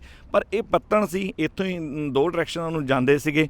ਇੱਕ ਮੇਨ ਚੀਜ਼ ਹੈ ਕਿ ਰੈੱਡ ਰਿਵਰ ਦਾ ਵਹਾਅ ਜਿਹੜਾ ਉਲਟ ਪਾਸੇ ਨੂੰ ਵਗਦਾ ਤੇ ਇਹਨਾਂ ਨੂੰ ਜਾਣ 'ਚ ਸੌਖਾ ਸੀਗਾ ਤੇ ਫਿਰ ਇੱਥੋਂ ਵਪਾਰ ਦੀ ਸ਼ੁਰੂਆਤ ਹੋਈ। ਰਾਮਜੀਤ ਸਿੰਘ ਢਾਲੀਵਾਲ ਜੀ, ਹੁਣ ਮੈਂ ਤੁਹਾਡੇ ਵਾਲੇ ਪਾਸੇ ਆਉਣਾ। ਕਹਿੰਦੇ ਜੀ ਉਲਟ ਪਾਸੇ ਨੂੰ ਵਗਦਾ ਇਹ, ਜਾਣੀ ਕਿ ਜਦੋਂ ਉਲਟ ਪਾਸੇ ਨੂੰ ਵਗਦਾ ਤੇ ਉਹਦੇ ਬਹੁਤ ਸਾਰੀਆਂ ਵਿਸ਼ੇਸ਼ਤਾਵਾਂ ਹੁੰਦੀਆਂ। ਮੈਂ ਤੁਹਾਨੂੰ ਇਹ ਜ਼ਰੂਰ ਪੁੱਛਣਾ ਚਾਹੁੰਦਾ ਕਿ ਇਸ ਵੇਲੇ ਵਿਨੀਪੈਗ ਦੇ ਵਿੱਚ ਤੁਹਾਨੂੰ ਆਏ ਨੂੰ ਕਿੰਨੇ ਸਾਲ ਹੋ ਗਏ? ਮੈਨੂੰ ਇੱਥੇ ਜੀ ਆਏ ਨੂੰ 15 ਸਾਲ ਹੋ ਗਏ ਨੇ, 2007 'ਚ ਆਇਆ। ਠੀਕ ਹੈ ਜੀ। ਠੰਡ 'ਚ ਕਿੰਨਾ ਕੁ ਤਾਪਮਾਨ ਹੋ ਜਾਂਦਾ, ਮਾਈਨਸ ਕਿੰਨਾ ਕੁ ਚੱਲ ਜਾਂਦਾ? ਜਿਹੜੇ ਸਾਲ ਮੈਂ ਆਇਆ ਜੀ ਉਸ ਸਾਲ -43 ਡਿਗਰੀ ਸੀ ਜਦੋਂ ਮੈਂ ਲੈਂਡ ਕੀਤਾ। ਨਹੀਂ ਉਦੋਂ ਫਿਰ ਸੋਚਿਆ ਨਹੀਂ ਕਿ ਭਾਈ ਆਹ ਕਿੱਥੇ ਫਸ ਗਏ ਉਹ ਗੋਡੇ ਪਰ? ਬਿਲਕੁਲ। ਸਨੋ ਦੇਖੀ ਨਹੀਂ ਸੀ ਪਹਿਲਾਂ। ਅੱਛਾ। ਭਾਰਤ 'ਚ ਰਹਿੰਦੇ ਤਾਂ ਪਹਿਲੇ ਇੱਥੇ ਆ ਕੇ ਹੀ ਦੇਖਿਆ ਵੀ ਯਾਰ ਵੀ ਆਹ ਤਾਂ ਹਿਸਾਬ ਕਿਤਾਬ ਕੁਛ ਹੋਰ ਹੀ ਹੈ। ਤੇ ਫਿਰ ਪਤਾ ਲੱਗਾ ਵੀ ਨਹੀਂ ਇੱਥੇ ਆਮ ਹੀ ਹੈ। ਅੱਛਾ। ਇੱਥੇ ਕੋਈ ਨਵੀਂ ਗੱਲ ਨਹੀਂ। ਉਸ ਸਾਲ ਕਾਫੀ ਜ਼ਿਆਦਾ ਪਈ ਹੋਈ ਸੀ ਸਨੋ। ਮੈਨੂੰ ਨਾਰਥ 'ਚ ਰਹਿਣ ਦਾ ਮੌਕਾ ਮਿਲਿਆ ਤੇ ਐਕਸਟ੍ਰੀਮ ਟੈਂਪਰੇਚਰ ਜਿਹੜਾ ਮੈਂ ਖੁਦ ਸਰਵਾਈਵ ਕੀਤਾ ਉਹ ਸੀਗਾ -56 ਡਿਗਰੀ ਆਈਲੈਂਡ ਲੇਕ ਦੇ ਵਿੱਚ। -56 ਹਾਂਜੀ। ਠੀਕ ਹੈ ਜੀ। -56 ਡਿਗਰੀ। ਗਰਮੀ ਵੱਧ ਤੋਂ ਵੱਧ ਕਿੰਨੀ ਹੋ ਜਾਂਦੀ ਹੈ? ਗਰਮੀ ਤਕਰੀਬਨ 30-35 ਡਿਗਰੀ ਤੱਕ ਚੱਲ ਜਾਂਦੀ ਹੈ। ਹਾਂਜੀ, ਕੁਛ ਕੁ ਦਿਨ ਹੁੰਦੇ ਨੇ ਜਿਹੜੀ ਉਸ ਤੋਂ ਉੱਪਰ ਜਾਂਦੀ ਹੈ, ਨਹੀਂ ਤਾਂ ਆਮ 30 ਤੋਂ 35 ਡਿਗਰੀ ਤੱਕ ਟੈਂਪਰੇਚਰ ਚਲੇ ਜਾਂਦਾ ਇੱਥੇ। ਕਿੰਨਾ ਕੁ ਭਾਈਚਾਰਾ ਆਪਣਾ ਪੰਜਾਬੀ ਇੱਥੇ ਰਹਿੰਦਾ ਹੋਊਗਾ? ਕਿਉਂਕਿ ਜਦੋਂ ਮਾਈਨਸ ਤੁਸੀਂ ਦੱਸਿਆ 40-45 ਟੈਂਪਰੇਚਰ ਆਮ ਹੀ ਆ, ਬਰਫ਼ ਦੇ ਢੇਰ ਲੱਗ ਜਾਂਦੇ ਆ। ਅਸੀਂ ਸਰੀ ਵੈਨਕੂਵਰ 'ਚ ਬੈਠੇ ਇਹੀ ਸੁਣਦੇ ਹਾਂ, ਤੂਫਾਨ ਆ ਗਿਆ ਜੀ ਬਰਫ਼ ਦਾ, ਉੱਥੇ ਬਰਫ਼ ਦੇ ਐਡੇ ਐਡੇ ਢੇਰ ਅਸੀਂ ਉੱਥੇ ਦਿਖਾ ਦਈਦੇ ਆ ਤੇ ਲੋਕ ਉੱਥੇ ਬੈਠੇ ਕੰਬਣ ਲੱਗ ਪੈਂਦੇ ਆ। ਕਿੰਨੇ ਕੁ ਪੰਜਾਬੀ ਨੇ, ਵਿਦਿਆਰਥੀ ਨੇ, ਵਰਕ ਪਰਮਿਟ ਵਾਲੇ ਨੇ, ਪੁਰਾਣੇ ਨੇ, ਨਵੇਂ ਨੇ, ਕਿੰਨਾ ਕੁ ਮਾਹੌਲ ਦਾ ਫਰਕ ਹੈ ਜੀ? ਕੁੱਲ ਮਿਲਾ ਕੇ ਜੀ ਮੇਰੇ ਖਿਆਲ ਨਾਲ ਅੰਦਾਜ਼ਨ ਆਬਾਦੀ ਸਾਡੀ 10% ਦੇ ਕਰੀਬ ਹੋਏਗੀ ਜੀ ਵਿਨੀਪੈਗ ਦੀ। ਜਿਹੜੀ ਵਿਨੀਪੈਗ 'ਚ 10% ਪੰਜਾਬੀ ਆ ਟੋਟਲ ਦੇ ਕਰੀਬ, ਇੰਨੇ ਦੇ ਕਰੀਬ ਜਿਹੜੀ ਆਬਾਦੀ ਹੋਊਗੀ। ਕਿਉਂਕਿ ਸਾਡੇ ਕੋਲ ਪਿਛਲੇ 2 ਸਾਲਾਂ ਦੇ ਵਿੱਚ ਕਾਫੀ ਸਾਰੇ ਸਟੂਡੈਂਟ ਆਏ ਨੇ ਬਾਕੀ ਥਾਵਾਂ ਤੋਂ, ਕਿਉਂਕਿ PR ਦਾ ਜਿਹੜਾ ਉਹ ਇੱਕ ਬੜਾ ਵਧੀਆ ਤੇ ਸੌਖਾ ਸਾਧਨ ਰਹੇ ਹਾਂ ਅਸੀਂ, ਹਰੇਕ ਨੂੰ ਹੋਸਟ ਕੀਤਾ ਜੀ। ਸਾਡੀ ਸਟੇਟ ਦਾ ਸਲੋਗਨ ਹੈ ਫਰੈਂਡਲੀ ਮੈਨੀਟੋਬਾ, ਸੋ ਵੀ ਵੈਲਕਮ ਐਵਰੀਬਾਡੀ। ਕੀ ਬਾਤ ਹੈ। ਤੇ ਹਾਂਜੀ, ਇੱਥੇ ਜਿਹੜੀ ਆਬਾਦੀ ਆ ਉਹ ਵੱਖ-ਵੱਖ ਟਾਈਮ ਤੇ ਆਈ ਹੈ। ਜਿਹੜੇ ਬਹੁਤ ਸਾਰੇ ਲੋਕ ਨੇ ਉਹ 1960s ਦੇ ਵਿੱਚ ਥਾਮਸਨ ਤੱਕ ਵੀ ਪਹੁੰਚੇ ਨੇ। ਅੱਛਾ। ਉੱਥੇ ਅਸਲ ਵਿੱਚ ਮਾਈਨਿੰਗ ਦਾ ਕੰਮ ਹੈ ਤੇ ਮਾਈਨਿੰਗ ਦੇ ਆਪਰੇਸ਼ਨ ਨੂੰ ਲੈ ਕੇ ਉੱਥੇ ਪਹੁੰਚੇ ਉਹ ਲੋਕ ਨੇ ਜਿਹੜੇ ਉਹ ਈਸਟ ਵਾਲੇ ਪਾਸੇ ਤੋਂ ਆਏ ਸੀ। ਮਾਈਨਿੰਗ ਰੇਤਾ ਦੀ? ਨਹੀਂ ਜੀ, ਨਿਕਲ ਦੀ ਮਾਈਨਿੰਗ ਹੁੰਦੀ ਹੈ ਜੀ ਉੱਥੇ। ਜਦੋਂ ਮਾਈਨਿੰਗ ਸ਼ਬਦ ਸਾਨੂੰ ਪਤਾ ਲੱਗਦਾ, ਸਾਨੂੰ ਇਹ ਨਾ ਰੇਤਾ ਦੀ ਮਾਈਨਿੰਗ ਹੁੰਦੀ, ਹੋਰ ਦੁਨੀਆ 'ਚ ਕੋਈ ਮਾਈਨਿੰਗ ਨਹੀਂ ਹੈਗੀ। ਨਹੀਂ ਜੀ, ਮੈਨੀਟੋਬਾ ਅਸਲ ਦੇ ਵਿੱਚ ਕਹਿ ਲਓ ਵੀ ਗ੍ਰੇਡ 1 ਨਿਕਲ ਪ੍ਰੋਡਿਊਸ ਕਰਦਾ ਜੀ ਦੁਨੀਆ ਤੇ। ਤੁਸੀਂ ਉੱਥੇ ਕੰਮ ਕੀਤਾ ਆਲੇ ਦੁਆਲੇ ਕਿਤੇ ਉਹਦੇ? ਮੈਂ ਥਾਮਸਨ ਦੇ ਵਿੱਚ 8 ਸਾਲ ਰਿਹਾ ਜੀ। ਉਹ ਲੀਡਰਾਂ ਦਾ ਹੀ ਕਬਜ਼ਾ ਉੱਥੇ ਵੀ? ਨਹੀਂ ਜੀ, ਅੱਛਾ, ਉੱਥੇ ਲੀਡਰਾਂ ਦਾ ਕਬਜ਼ਾ ਨਹੀਂ ਹੈ। ਉੱਥੇ ਜਿਹੜੇ ਲੋਕ ਅਸਲ ਦੇ ਵਿੱਚ ਬਟ ਸਾਹਿਬ 60s ਦੇ ਵਿੱਚ ਆਏ ਸੀਗੇ ਮਾਈਨਿੰਗ ਵਾਲੇ, ਜੀ, ਉਹ ਆਪਣੇ ਜਿਹੜੇ ਆਪਣੇ ਕੋਲ ਸਾਧਨ ਨੇ, ਟ੍ਰੈਡੀਸ਼ਨਲ ਸਾਧਨ ਨੇ, ਉਹਨਾਂ ਨਾਲ ਨਹੀਂ ਸੀ ਆਏ ਜੀ। ਉਹ ਹੈਲੀਫੈਕਸ ਵਾਲੇ ਪਾਸਿਓਂ ਐਂਟਰ ਕੀਤੇ ਸੀਗੇ ਸ਼ਿਪ ਦੇ ਥਰੂ। ਹਾਂਜੀ, ਉਹ ਸ਼ਿਪ ਤੋਂ, ਉਹ ਜਿਹੜਾ ਹੈਲੀਫੈਕਸ ਇੱਕ ਬੜਾ ਵੱਡਾ ਪੋਰਟ ਰਿਹਾ, ਉੱਥੇ ਉਸ ਏਰੀਆ ਦੇ ਵਿੱਚ 3 ਦਰਿਆਵਾਂ ਦਾ ਜਿਹੜਾ ਪਾਣੀ ਆ ਉਹ ਮਿਲਦਾ। ਠੀਕ ਹੈ। ਤੇ ਉਹ ਉਸ ਏਰੀਏ ਤੋਂ ਬਾਈ ਸ਼ਿਪ ਇੱਥੇ ਪਹੁੰਚੇ ਸੀ। ਇੱਥੋਂ ਫਿਰ ਮਾਈਨਿੰਗ ਜਾਂ ਵਰਕਰਸ ਨੂੰ ਲੈ ਕੇ ਜਿਹੜੀ ਡਿਮਾਂਡ ਸੀਗੀ ਜਿਵੇਂ, ਤੇ ਉਹ ਥਾਮਸਨ ਦੇ ਵਿੱਚ ਪਹੁੰਚੇ। ਠੀਕ ਹੈ ਜੀ। ਮੈਂ ਇੱਥੇ ਤੁਹਾਨੂੰ ਹੋਲਡ ਕਰਦਾ। ਮੈਂ ਚਾਹੁੰਦਾ ਅਮਨ ਖਟਕੜ ਜੀ ਕੈਮਰੇ ਦੇ ਉੱਤੇ ਸਾਡੇ ਨਾਲ ਨੇ, ਅਸੀਂ ਮਾਲਕ ਕੈਮਰੇ ਦੇ ਉੱਤੇ ਲਾਏ ਆ ਭਾਈ। ਮੈਂ ਦੁਬਾਰਾ ਤੁਹਾਡੇ ਕੋਲ ਆਉਣਾ, ਧਾਲੀਵਾਲ ਸਾਹਿਬ, ਬਰਾੜ ਸਾਹਿਬ। ਆ ਜੀ ਰੈੱਡ ਰਿਵਰ ਆ, ਜਿੱਥੇ ਮੈਂ ਗਲਤ ਹੋਇਆ ਮੈਨੂੰ ਦੱਸ ਦਿਓ। ਪਾਣੀ ਨਹੀਂ ਹੈਗਾ ਲਾਲ, ਕਿਉਂਕਿ ਮੀਂਹਾਂ ਦਾ ਸਮਾਂ, ਅੱਜ ਕੱਲ੍ਹ ਬਰਸਾਤ ਲੱਗੀ ਹੋਈ ਹੈ, ਸੋ ਸਾਰਾ ਆਲੇ ਦੁਆਲਿਓਂ ਪਹਾੜੀਆਂ ਜਾਂ ਹੋਰ ਆਲੇ ਦੁਆਲੇ ਪਾਸਿਓਂ ਜਿਹੜੀ ਮਿੱਟੀ ਖੁਰ ਕੇ ਜਿਹੜੀ ਹੈ ਇਸ ਪਾਣੀ ਦੇ ਵਿੱਚ ਜਿਹੜੀ ਆ ਰਹੀ ਹੈ। 3-4 ਚੀਜ਼ਾਂ ਬਿਲਕੁਲ ਕਲੀਅਰ ਹੋ ਗਈਆਂ ਕਿ ਪੁਰਾਣੇ ਸਮੇਂ ਤੋਂ ਵਪਾਰ ਦਾ ਕੇਂਦਰ ਰਿਹਾ ਜੀ ਵਿਨੀਪੈਗ, ਕੈਨੇਡਾ ਦੇ ਵਿੱਚ ਵਪਾਰ ਦਾ ਕੇਂਦਰ। ਕਿਉਂਕਿ ਦੋ ਪਾਸੇ ਤੋਂ ਟਰੱਕ ਤਾਂ ਹੁੰਦੇ ਨਹੀਂ, ਸਾਰਾ ਕੁਝ ਹੁੰਦਾ ਨਹੀਂ, ਹਵਾਈ ਜਹਾਜ਼ ਤਾਂ ਉਦੋਂ ਬਹੁਤੇ ਹੁੰਦੇ ਨਹੀਂ ਸੀ, ਸਮੁੰਦਰ ਦੇ ਰਾਹੀਂ, ਦਰਿਆਵਾਂ ਦੇ ਰਾਹੀਂ ਵਪਾਰ ਹੁੰਦਾ ਸੀ। ਕਿਸ਼ਤੀਆਂ ਦੇ ਵਿੱਚ ਸਮਾਨ ਫੜ ਲਿਆ ਕੇ ਜਿਹੜਾ ਵੇਚਦੇ ਸੀ। ਸੋ ਜਿਹੜੇ ਇੰਗਲੈਂਡ ਦੇ ਗੋਰੇ ਨੇ ਉਹਨਾਂ ਦਾ ਵੀ ਇੱਥੇ ਨਜ਼ਰ ਸੀ, ਫਰੈਂਚ ਜਿਹੜੇ ਸੀ ਉਹਨਾਂ ਦੀ ਵੀ ਨਜ਼ਰ ਸੀ ਕਿ ਭਾਈ ਕੈਨੇਡਾ ਦੇ ਉੱਤੇ ਆ ਕੇ ਕਿਸੇ ਤਰੀਕੇ ਕਬਜ਼ਾ ਵਪਾਰ ਦੇ ਉੱਤੇ ਕਰ ਲਈਏ। ਪਰ ਇੱਥੇ ਹੁਣ ਬੱਸਾਂ ਪਾਣੀ ਵਾਲੀਆਂ ਚੱਲਣੀਆਂ ਭਾਈ। ਉਹ ਦੇਖੋ ਇੱਕ ਕਿਸ਼ਤੀ ਤੁਰ ਪਈ ਹੈ। ਅਸੀਂ $12.11 ਜਿਹੜੀ ਹੈ ਇੱਕ ਬੰਦੇ ਦੀ ਟਿਕਟ ਹੈ, ਤੇ ਅਸੀਂ ਆਪਣੀ ਕਿਸ਼ਤੀ ਦੀ ਹੁਣ ਉਡੀਕ ਕਰ ਰਹੇ ਹਾਂ। ਇਹਨੇ ਸਾਨੂੰ ਸ਼ਹਿਰ ਦਾ ਜਿਹੜਾ ਉਹ ਗੇੜਾ ਲਵਾਉਣਾ ਹੈ। ਪੱਕੇ ਹੋਣਾ ਸੌਖਾ ਹੈ, ਠੰਡ ਬਹੁਤ ਹੈ, ਗਰਮੀ ਵੀ ਸੁੱਖ ਨਾਲ ਕਾਫੀ ਹੈ, ਪਰ ਲੋਕ ਭਾਈਚਾਰਕ ਸਾਂਝ ਦੇ ਨਾਲ ਜਿਹੜਾ ਉਹ ਰਹਿਣਾ ਪਸੰਦ ਕਰਦੇ ਆ। ਸੋ ਅਸੀਂ ਉਮੀਦ ਕਰਦੇ ਹਾਂ ਕਿ ਭਾਈ ਜਦੋਂ ਵੀ ਕਿਸੇ ਸ਼ਹਿਰ ਦੇ ਵਿੱਚ ਜਾਓ ਤੇ ਉੱਥੇ ਇਦਾਂ ਦੀਆਂ ਯੂਨੀਕ ਜਿਹੜੀਆਂ ਚੀਜ਼ਾਂ ਨੇ, ਉਹਦਾ ਇਤਿਹਾਸ ਕੀ ਹੈ, ਕਿ ਕਿਵੇਂ ਸ਼ੁਰੂ ਹੋਇਆ ਕੰਮ। ਵਿਨੀਪੈਗ ਇੱਥੋਂ ਸ਼ੁਰੂ ਹੋਇਆ। ਜੇ ਕੋਈ ਬੰਦਾ ਵਿਨੀਪੈਗ ਆਵੇ, ਆਹ ਥਾਂ ਜਿਹੜੀ ਹੈ ਦੇਖ ਕੇ ਜ਼ਰੂਰ ਜਾਵੇ। ਹੁਣ ਆਪਾਂ ਅੱਗੇ ਕਿਸ਼ਤੀ ਜਾਣਾ ਹੈ। ਸੋ ਲਓ ਜੀ, ਇਸ ਵੇਲੇ ਅਸੀਂ ਹੁਣ ਬੋਟ ਦੇ ਵਿੱਚ, ਜਾਣੀ ਕਿ ਬੇੜੀ ਕਿਸ਼ਤੀ ਦੇ ਵਿੱਚ ਸਵਾਰ ਹੋ ਗਏ ਹਾਂ। ਕਿਸ਼ਤੀ ਤੁਰਨ ਵਾਲੀ ਆ। ਪਰ ਸਭ ਤੋਂ ਵੱਡੀ ਗੱਲ, ਕੈਨੇਡਾ ਦੇ ਵਿੱਚ ਬੈਠੇ ਆ, ਬਹੁਤ ਵਾਰ ਇਦਾਂ ਦੀਆਂ ਘਟਨਾਵਾਂ ਇੱਥੇ ਘਟਦੀਆਂ, ਖਾਸ ਤੌਰ ਤੇ ਜਿਹੜੇ ਨੌਜਵਾਨ ਨਵੇਂ ਇੱਥੇ ਆਉਂਦੇ ਆ। ਉਹ ਘਟਨਾਵਾਂ ਕੀ ਘਟਦੀਆਂ ਹੁੰਦੀਆਂ ਕਿ ਕਦੇ ਪਾਣੀ ਦੇ ਵਿੱਚ ਡੁੱਬਣ ਦੇ ਨਾਲ ਕਿਸੇ ਦੀ ਮੌਤ ਹੋ ਜਾਂਦੀ ਹੈ, ਐਕਸੀਡੈਂਟ ਦੇ ਵਿੱਚ ਹੋ ਜਾਂਦੀ ਹੈ। ਇੱਦਾਂ ਦੀਆਂ ਕਈ ਘਟਨਾਵਾਂ ਘਟਦੀਆਂ। ਅਲਗਰਜ਼ ਹੁੰਦੇ ਅਸੀਂ, ਬਹੁਤ ਜ਼ਿਆਦਾ ਲਾਪਰਵਾਹੀ ਵਰਤਦੇ, ਸਾਰੇ ਨਹੀਂ। ਹੁਣ ਉਹਨਾਂ ਨੇ ਦੱਸਿਆ ਕੀ ਆ, ਉਹ ਕਹਿੰਦੇ ਜੀ ਤੇਲ ਦਾ ਟੈਂਕ ਪੂਰਾ ਭਰਿਆ, ਸਰਜਣੀ ਚੀਜ਼ਾਂ, ਕਿ ਇੱਥੇ ਲਾਈਫ ਜੈਕਟ ਪਈ ਹੈ ਜੇ ਕੋਈ ਸਮੱਸਿਆ ਆਉਂਦੀ ਹੈ। ਤੇ ਨਾਲ ਦੀ ਨਾਲ ਇਹ ਉਹ ਲੋਕ ਨੇ, ਖਟਕੜ ਸਾਹਿਬ ਗੱਲ ਕਰਦੇ ਸੀ ਪਹਿਲਾਂ, ਕਿ ਜਿਹੜੇ ਤੈਰ ਕੇ ਸਮੁੰਦਰ ਪਾਰ ਕਰ ਸਕਦੇ ਆ। ਜਾਣੀ ਕਿ ਇੰਨੀ ਉਹਦੀ, ਕਿਉਂਕਿ ਬਚਪਨ ਤੋਂ ਹੀ ਇਹਨਾਂ ਨੇ ਤੈਰਾਕੀ ਸਿੱਖੀ ਹੁੰਦੀ ਹੈ, ਪਰ ਫਿਰ ਵੀ ਉਹ ਲਾਈਫ ਜੈਕਟ ਪਾਉਂਦੇ ਆ ਜਾਂ ਉਹ ਧਿਆਨ ਰੱਖਦੇ ਆ ਕਿ ਕਿੱਥੇ ਆ। ਪਰ ਸਾਨੂੰ ਹੁੰਦਾ ਲੈ, ਸਾਨੂੰ ਕੀ ਹੋ ਚੱਲਾ ਤੇ ਮੁੜ ਕੇ ਸਾਡਾ ਨੁਕਸਾਨ ਹੋ ਜਾਂਦਾ। ਲਓ ਜੀ, ਕਿਸ਼ਤੀ ਤੁਰ ਪਈ ਹੈ। ਵਿਨੀਪੈਗ ਦੇ ਨਾਲ ਦੀ ਜਿੱਥੋਂ ਦੀ ਇਹ ਰੈੱਡ ਰਿਵਰ ਜਿਹੜਾ ਉਹ ਲੰਘੂਗਾ, ਨਾਲ ਦੀ ਇਹ ਜਾਣੀ ਆ, ਤੇ ਬਹੁਤ ਸੋਹਣੇ ਮਨਮੋਹਕ ਨਜ਼ਾਰੇ ਨੇ। ਤੇ ਅਸੀਂ ਜ਼ਰੂਰ ਕਹਿੰਦੇ ਆ ਕਿ ਜਿਹੜੇ ਭਾਈ ਘਰੋਂ ਸੌਖੇ ਹੋ ਗਏ ਆ, ਜਿਨ੍ਹਾਂ ਦੇ ਕਾਗਜ਼ ਪੱਤਰ ਵਿਨੀਪੈਗ ਦੇ ਵਿੱਚ ਪੂਰੇ ਨੇ, ਉਹ ਇਸ ਟ੍ਰਿਪ ਤੇ ਜ਼ਰੂਰ ਆਓ। ਜੇ 4 ਜਣੇ ਹੋ ਤਾਂ $50 ਦੇ ਵਿੱਚ ਜਿਹੜਾ ਸਰ ਜਾਂਦਾ। ਜਾਣਕਾਰੀ ਸਾਰੀ ਜਿਹੜੀ ਹੈ ਮਲਾਹ ਨੇ ਦੇਣੀ ਆ। ਹੁਣ ਮਲਾਹ ਕੌਣ ਹੁੰਦਾ, ਹੁਣ ਮੈਂ ਤੁਹਾਡੇ ਤੋਂ ਟਿੱਪਣੀਆਂ ਲੈਣੀਆਂ, ਮੈਂ ਨਹੀਂ ਦੱਸਣਾ। ਮਲਾਹ ਨੇ ਜਾਣਕਾਰੀ ਦੇਣੀ ਆ ਸਾਰੀ, ਹੈ ਨਾ। ਮਲਾਹ ਕਹਿੰਦੇ ਹੁੰਦੇ ਤਰ ਗਏ। ਅੱਛਾ ਬਰਾੜ ਸਾਹਿਬ, ਨਾਲ ਦੀ ਨਾਲ ਆਪਾਂ ਥੋੜ੍ਹੀ ਗੱਲ ਇਹ ਜ਼ਰੂਰ ਕਰੀ ਜਾਈਏ। ਵਿਨੀਪੈਗ ਦੇ ਵਿੱਚ ਕੰਮਕਾਰ ਕਾਹਦਾ ਜ਼ਿਆਦਾ, ਜਾਣੀ ਆਪਣਾ ਭਾਈਚਾਰਾ ਕਿੱਥੇ ਕਾਹਦਾ ਕੰਮ ਕਰਦਾ ਹੈ? ਹਾਂਜੀ ਬਰਾੜ ਸਾਹਿਬ, ਇੱਕ ਤਾਂ ਜਿਵੇਂ ਬਾਈ ਰਾਮਜੀਤ ਨੇ ਦੱਸਿਆ ਕਿ ਸਾਡੀ ਆਬਾਦੀ ਲਗਭਗ 10% ਦੇ ਲਗਭਗ ਅਸੀਂ ਹੋ ਗਏ ਹਾਂ। ਸਭ ਤੋਂ ਪਹਿਲਾਂ ਯੂਕਰੇਨ ਤੋਂ ਆਏ ਲੋਕ ਸੀਗੇ, ਜਿਹੜੇ ਉਹਨਾਂ ਦੀ ਆਬਾਦੀ ਵੱਧ ਸੀਗੀ। ਫਿਰ ਉਹਨਾਂ ਤੋਂ ਜ਼ਿਆਦਾ ਗਿਣਤੀ ਵੱਧ ਗਈ ਜਿਹੜੇ ਫਿਲਪੀਨੋਜ਼ ਨੇ, ਪਰ ਹੁਣ ਅਸੀਂ ਤੀਜੇ ਨੰਬਰ ਤੇ ਹੈਗੇ ਹਾਂ। ਕਿਹਨਾਂ ਤੋਂ ਬਾਅਦ? ਯੂਕਰੇਨ ਤੇ ਫਿਲਪੀਨੋਜ਼ ਤੋਂ, ਯੂਕਰੇਨੀਅਨ ਤੋਂ, ਹਾਂਜੀ, ਉਦੋਂ ਬਾਅਦ ਹੈਗੇ ਆ। ਤੇ ਦੂਜੀ ਚੀਜ਼ ਕੀ ਕਿ ਸਾਡੇ ਜਿਹੜੇ ਭਾਈਚਾਰੇ ਦੇ ਲੋਕ ਆ, ਉਹ ਸਾਰੇ ਕੰਮਾਂ 'ਚ ਹੀ ਆ। ਟਰਾਂਸਪੋਰਟ 'ਚ ਬਹੁਤ ਜ਼ਿਆਦਾ ਨੇ, ਕੰਸਟਰਕਸ਼ਨ 'ਚ ਬਹੁਤ ਜ਼ਿਆਦਾ ਨੇ, ਜਿਹੜੀ ਬੱਸ ਸਰਵਿਸ ਆ ਜਾਣੀ ਕਿ ਵਿਨੀਪੈਗ ਟ੍ਰਾਂਜ਼ਿਟ, ਉਹਦੇ ਵਿੱਚ ਬਹੁਤ ਜ਼ਿਆਦਾ ਨੇ। ਠੀਕ ਹੈ, ਰੀਅਲ ਸਟੇਟ 'ਚ ਵੀ ਜ਼ਿਆਦਾ ਨੇ। ਜਿਹੜੇ ਜਾਣੀ ਕਿ ਟੈਕਸੀ ਭਾਈਚਾਰਾ ਜਿਹੜਾ ਲਗਭਗ ਮੇਰੇ ਖਿਆਲ 'ਚ 95%, 2 ਵੱਡੀਆਂ ਕੰਪਨੀਆਂ ਨੇ, ਯੂਨੀਸਿਟੀ ਐਂਡ ਡਫੀ, ਉਹਦੇ ਵਿੱਚ ਵੀ 95% ਪੰਜਾਬੀ ਆਪਣੇ ਭਾਈਚਾਰੇ ਦੇ ਲੋਕ ਨੇ। ਹਾਂਜੀ, ਇੱਕ ਮੈਂ ਇੱਥੇ ਰੁਕਣਾ, ਇਹ ਪੁਲ ਕਾਹਦਾ ਜੀ? ਇਹ ਪੁਲ ਕਿੱਧਰ ਨੂੰ ਜਾਂਦਾ? ਇਹ ਜੀ ਰੂਟ 52 ਜਾਣੀ ਕਿ ਮੇਨ ਸਟਰੀਟ ਹੈ, ਉਹ ਇਹਦੇ ਉੱਪਰ ਦੀ ਲੰਘ ਰਹੀ ਹੈ। ਜਿੱਥੇ ਰਾਤ ਆਪਾਂ ਦੇਖਿਆ ਸੀ ਪੋਰਟੇਜ ਤੇ ਮੇਨ, ਇਹ ਮੇਨ ਸਟਰੀਟ ਆ, ਉਹਦੇ ਥੱਲੇ ਦੀ ਆਪਾਂ ਲੰਘ ਰਹੇ ਆ। ਇਹ ਪੁਲ ਇਹ ਉਹੀ ਪੁਲ ਆ ਜਿਹਦੇ ਇਧਰਲੇ ਪਾਸੇ ਬ੍ਰਿਟਿਸ਼ ਭਾਈਚਾਰਾ ਜ਼ਿਆਦਾ ਰਹਿੰਦਾ ਤੇ ਇਧਰਲੇ ਪਾਸੇ ਫ੍ਰੈਂਚ ਕਿ ਹੋਰ ਪੁਲ ਹੈ? ਇਹ ਜੀ ਆਪਣੇ ਦੂਸਰੀ ਪਿੱਛੇ ਦੂਜੇ ਪਾਸੇ ਰਹਿ ਗਿਆ। ਜਿੱਧਰ ਨੂੰ ਆਪਾਂ ਜਾ ਰਹੇ ਹਾਂ ਉਦੋਂ ਆਪੋਜ਼ਿਟ ਡਾਇਰੈਕਸ਼ਨ ਤੇ। ਜਿੱਥੋਂ ਆਪਾਂ ਮਿਊਜ਼ੀਅਮ ਦੇ ਕੋਲੋਂ ਆਏ ਸੀ ਉੱਥੇ ਹੈਗਾ, ਉਹਦੇ ਦੂਜੇ ਪਾਸੇ ਸੇਂਟ ਬੋਨੀਫੇਸ ਏਰੀਆ ਆ ਜਾਂਦਾ, ਉਹ ਫ੍ਰੈਂਚ ਏਰੀਆ, ਤੇ ਇਧਰਲੇ ਪਾਸੇ ਬ੍ਰਿਟਿਸ਼ ਏਰੀਆ ਜ਼ਿਆਦਾ ਸੀ। ਮੈਂ ਜੇ ਮਹਿਸੂਸ ਕਰਨਾ ਹੋਵੇ ਤਾਂ ਆਪਾਂ ਉਸੇ ਪਾਣੀ 'ਚ, ਜੇ ਇਸ ਪਾਣੀ ਦੇ ਵਿੱਚ ਕਦੀ ਵਪਾਰ ਬਹੁਤ ਵੱਡੀ ਪੱਧਰ ਤੇ ਹੁੰਦਾ ਸੀ ਤੇ ਵਿਨੀਪੈਗ ਜਿਹਦੇ ਸਿਰ ਤੇ ਵਸਿਆ। ਹਾਂ ਬਿਲਕੁਲ ਉਸੇ ਥਾਂ ਤੇ, ਉਸ ਲੋਕੇਸ਼ਨ ਤੇ ਆ, ਉਹੀ ਪਾਸੇ ਨੂੰ ਜਾ ਰਹੇ ਆ ਜਿੱਧਰ ਨੂੰ ਵਹਾਅ ਤੇ ਲੋਕੀ ਵਪਾਰ ਕਰਦੇ ਸੀਗੇ। ਠੀਕ ਹੈ ਜੀ। ਮੇਨ ਇਹ ਗੱਲ ਇੱਕ ਹੋਰ ਦੇਖੋ ਜੀ, 1738 ਦੇ ਵਿੱਚ ਤੇ 250 ਤੇ 300 ਬੰਦਾ ਹੀ ਰਹਿੰਦਾ ਸੀਗਾ 1738 ਦੇ ਵਿੱਚ। ਪਰ ਉਸ ਟਾਈਮ ਜਿਹੜੀ ਕੰਪਨੀ ਪਹਿਲਾਂ ਇੱਥੇ ਸਥਾਪਿਤ ਹੋਈ, ਉਹਨਾਂ ਨੇ ਫੋਰਟ ਗੈਰੀ, ਫੋਰਟ ਰੂਜ਼ ਸਥਾਪਿਤ ਕੀਤੇ, ਕਿਲੇ ਸਥਾਪਿਤ ਕੀਤੇ ਆ ਹਡਸਨ ਬੇ। ਠੀਕ ਹੈ ਜੀ। ਹਡਸਨ ਬੇ ਕੰਪਨੀ ਕੋਲੇ 1870 ਤੱਕ ਇਹ ਸਾਰੀ ਜਿਹੜੀ ਜ਼ਮੀਨ ਆ, ਲੈਂਡ ਆ ਪੂਰੀ ਮੈਨੀਟੋਬਾ ਦੀ, ਉਦੋਂ ਰੂਪਰਟਸ ਲੈਂਡ ਕਿਹਾ ਜਾਂਦਾ ਸੀ। ਠੀਕ ਹੈ। 1870 'ਚ ਸਾਰੇ ਦੇ ਸਾਰੇ ਕੁਝ ਮਿਲੀਅਨ ਡਾਲਰ ਦੇ ਵਿੱਚ ਇਹ ਕਰਾਊਨ ਯਾਨੀ ਕਿ ਬ੍ਰਿਟਿਸ਼ ਸਰਕਾਰ ਨੂੰ ਹੈਂਡਓਵਰ ਕਰਤੀ। ਉਸ ਤੋਂ ਬਾਅਦ ਹੌਲੀ ਹੌਲੀ ਨਾਮ ਚੂਜ਼ ਕੀਤਾ ਗਿਆ ਮੈਨੀਟੋਬਾ ਤੋਂ, ਯਾਨੀ ਕਿ ਮੈਨੀਟੋਬਾ ਬਣਿਆ। ਜਿਹੜੀਆਂ ਸਥਾਨਕ ਭਾਸ਼ਾਵਾਂ ਨੇ ਉਹਨਾਂ ਤੋਂ ਬਣਿਆ ਜੀ। ਠੀਕ ਹੈ ਜੀ। ਮੈਂ ਇੱਕ ਵਾਰ ਫੇਰ ਪ੍ਰਾਈਮ ਏਸ਼ੀਆ ਟੀਵੀ ਦੇ ਸਾਰੇ ਪਰਿਵਾਰ ਦੇ ਮੈਂਬਰਾਂ ਨੂੰ ਦੱਸਦੇ ਹਾਂ ਕਿ ਮੈਂ ਸਾਥੀਆਂ ਦੇ ਨਾਲ ਉਸ ਪਾਣੀ ਦੇ ਵਿੱਚ ਸਫ਼ਰ ਕਰ ਰਿਹਾ। ਆ ਜਿਹੜੇ ਆਪਾਂ ਜਹਾਜ਼ ਦੇਖਦੇ ਨਾ ਕੈਨੇਡਾ ਦੇ ਵਿੱਚ ਅੱਜ ਕੱਲ੍ਹ ਏਅਰ ਕੈਨੇਡਾ ਚੱਲਦੀ ਆ ਜੀ, ਜਾਂ ਹੋਰ ਵੱਡੀਆਂ ਗੱਡੀਆਂ ਨੇ, ਉਦੋਂ ਕੁਛ ਨਹੀਂ ਸੀ ਹੁੰਦਾ। ਆ ਪਾਣੀ ਹੁੰਦਾ ਸੀ ਸਾਧਨ, ਜਾਣੀ ਕਿ ਇਸੇ ਪਾਣੀ ਦੇ ਵਿੱਚ ਸਾਧਨ ਚੱਲਦੇ ਸੀ, ਕਿਸ਼ਤੀਆਂ ਚੱਲਦੀਆਂ ਸੀ ਤੇ ਵਪਾਰ ਹੁੰਦਾ ਸੀ ਤੇ ਹੌਲੀ ਹੌਲੀ ਕੈਨੇਡਾ ਵਧਿਆ ਫੁੱਲਿਆ। 1738 ਦੀ ਗੱਲ ਕੀਤੀ, ਪੌਣੇ 300 ਸਾਲ ਹੋ ਗਿਆ ਤਕਰੀਬਨ। ਪੌਣੇ 300 ਸਾਲ ਪਹਿਲਾਂ ਕੁਝ ਸੈਂਕੜੇ ਲੋਕ ਹੀ ਜਿਹੜੇ ਆ ਉਹ ਇੱਥੇ ਰਹਿੰਦੇ ਸੀ। ਪਰ ਕਮਾਲ ਦੀ ਗੱਲ ਹੈ, ਖੜਕੜ ਸਾਹਿਬ ਤੁਸੀਂ CEO ਸਾਹਿਬ ਦਿਖਾਇਓ ਜ਼ਰੂਰ, ਮੈਨੂੰ ਕੋਈ ਕਾਗਜ਼ ਨਹੀਂ ਲੱਭਾ ਪਾਣੀ 'ਚ, ਮੈਨੂੰ ਕੋਈ ਕੂੜਾ ਕਰਕਟ ਨਹੀਂ ਲੱਭਾ। ਜਾਣੀ ਕਿ ਲੱਖਾਂ ਲੋਕ ਇੱਥੇ ਰਹਿੰਦੇ ਆ, 10% ਪੰਜਾਬੀ ਰਹਿੰਦੇ ਆ, ਪਰ ਕੋਈ ਪਾਣੀ 'ਚ ਨਹੀਂ ਕੁਝ ਸੁੱਟਦਾ। ਆਲੇ ਦੁਆਲੇ ਦਰਖਤ ਵੀ ਸੁੱਖ ਨਾਲ ਬਥੇਰੇ ਨੇ, ਸਾਰਾ ਕੁਛ ਹੈ। ਆਪਾਂ ਨੂੰ ਪੰਜਾਬ ਦੇ ਦਰਿਆ ਇੱਦਾਂ ਸਾਫ਼ ਰੱਖਣੇ ਪੈਣੇ ਆ। ਸਾਨੂੰ ਅੱਜ ਤੱਕ ਇਹ ਨਹੀਂ ਲੱਭਾ ਬੁੱਢੇ ਨਾਲੇ ਦੇ ਵਿੱਚ ਫੈਕਟਰੀਆਂ ਦਾ ਪਾਣੀ ਕਿੱਥੋਂ ਪਈ ਜਾਂਦਾ। ਇੱਕ ਗੱਲ ਹੋਰ ਜੀ, ਤੁਸੀਂ ਇਹ ਦੇਖੋ ਕਿਤੋਂ ਕਿਨਾਰਾ ਖੋਰ ਲਿਆ ਸੀ ਜੀ, ਸਾਰੇ ਦਰਿਆਵਾਂ ਦੇ ਕਿਨਾਰਿਆਂ ਤੇ ਓਵੇਂ ਦੇ ਓਵੇਂ ਨੇ ਤੇ ਭਰੇ ਹੋਏ ਦਰਿਆ ਨੇ ਪਾਣੀ ਦੇ। ਅਸੀਂ ਕਿਨਾਰੇ ਵੱਢ ਕੇ ਜਾਂ ਰੇਤ ਲਈ ਜਾਂ ਦਰਖਤਾਂ ਲਈ, ਤੁਸੀਂ ਆਲੇ ਦੁਆਲੇ ਦੇਖੋ ਕੋਈ ਛੇੜ ਹੋਈ ਦਿਸਦੀ ਹੈ ਤੁਹਾਨੂੰ?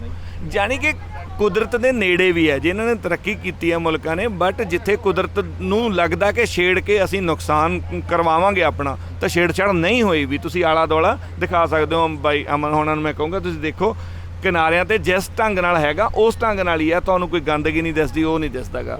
ਅਸੀਂ ਅਸਲ ਵਿੱਚ ਜਿਹੜਾ ਗੁਰੂ ਸਾਹਿਬ ਨੇ ਜਿਵੇਂ ਕਿਹਾ ਪਵਨ ਗੁਰੂ ਪਾਣੀ ਪਿਤਾ ਵਾਲਾ, ਅਸੀਂ ਉਹ ਸਭ ਤੋਂ ਪਹਿਲਾਂ ਅਸੀਂ ਉਹੀ ਗੰਧਲੇ ਕੀਤੇ। ਤੇ ਪਰ ਮੈਨੂੰ ਲੱਗਦਾ ਕਿ ਗੁਰੂ ਸਾਹਿਬ ਦੇ ਜਿਹੜੇ ਬਾਣੀ ਦੇ ਸੰਦੇਸ਼ ਸੀ ਉਹਨਾਂ ਤੇ ਇਹਨਾਂ ਨੇ ਅਮਲ ਕੀਤਾ ਲੱਗਦਾ ਸਾਡੇ ਨਾਲੋਂ।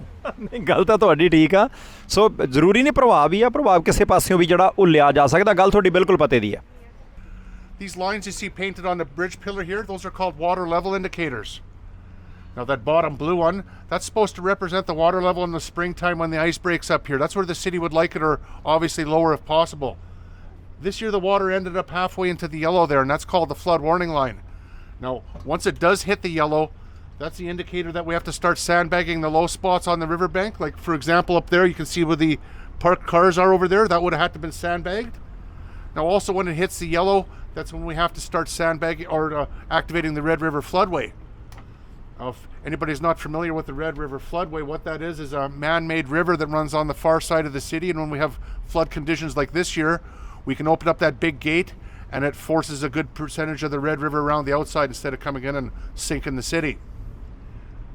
That red one, that's only been hit twice in the last 100 years, 1950 and 1997, the flood of the century. Now after the 97 flood, they were pretty worried about the capacity of the Red River floodway, so they ended up making it a lot bigger than it really needed to be. It was a good thing they did make it bigger though, because this year was the 4th worst flood we've ever had in the history of the city, so we would have been swimming if they wouldn't have done that for sure.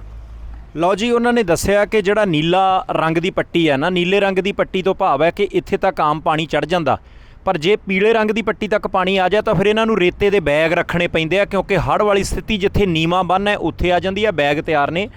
ਪਿਛਲੇ 100 ਸਾਲ ਦੇ ਵਿੱਚ ਸਿਰਫ 2 ਵਾਰੀ ਪਾਣੀ ਜਿਹੜਾ ਉਹ ਜਿੱਥੇ ਲਾਲ ਰੰਗ ਦੀ ਪੱਟੀ ਹੈ ਉਹਨੂੰ ਟੱਚ ਕੀਤਾ, 1955 ਤੇ 1997, ਤੇ ਉਹ ਤਬਾਹੀ ਦਾ ਜਾਣੀ ਕਿ ਸੰਕੇਤ ਹੀ ਹੁੰਦਾ ਹੈ। ਸੋ ਨੀਲੀ ਪੱਟੀ ਸਧਾਰਨ ਹੈ, ਉੱਥੇ ਤੱਕ ਵੱਧ ਤੋਂ ਵੱਧ ਇਹ ਦਰਿਆ ਚੜ੍ਹਦਾ ਹੈ।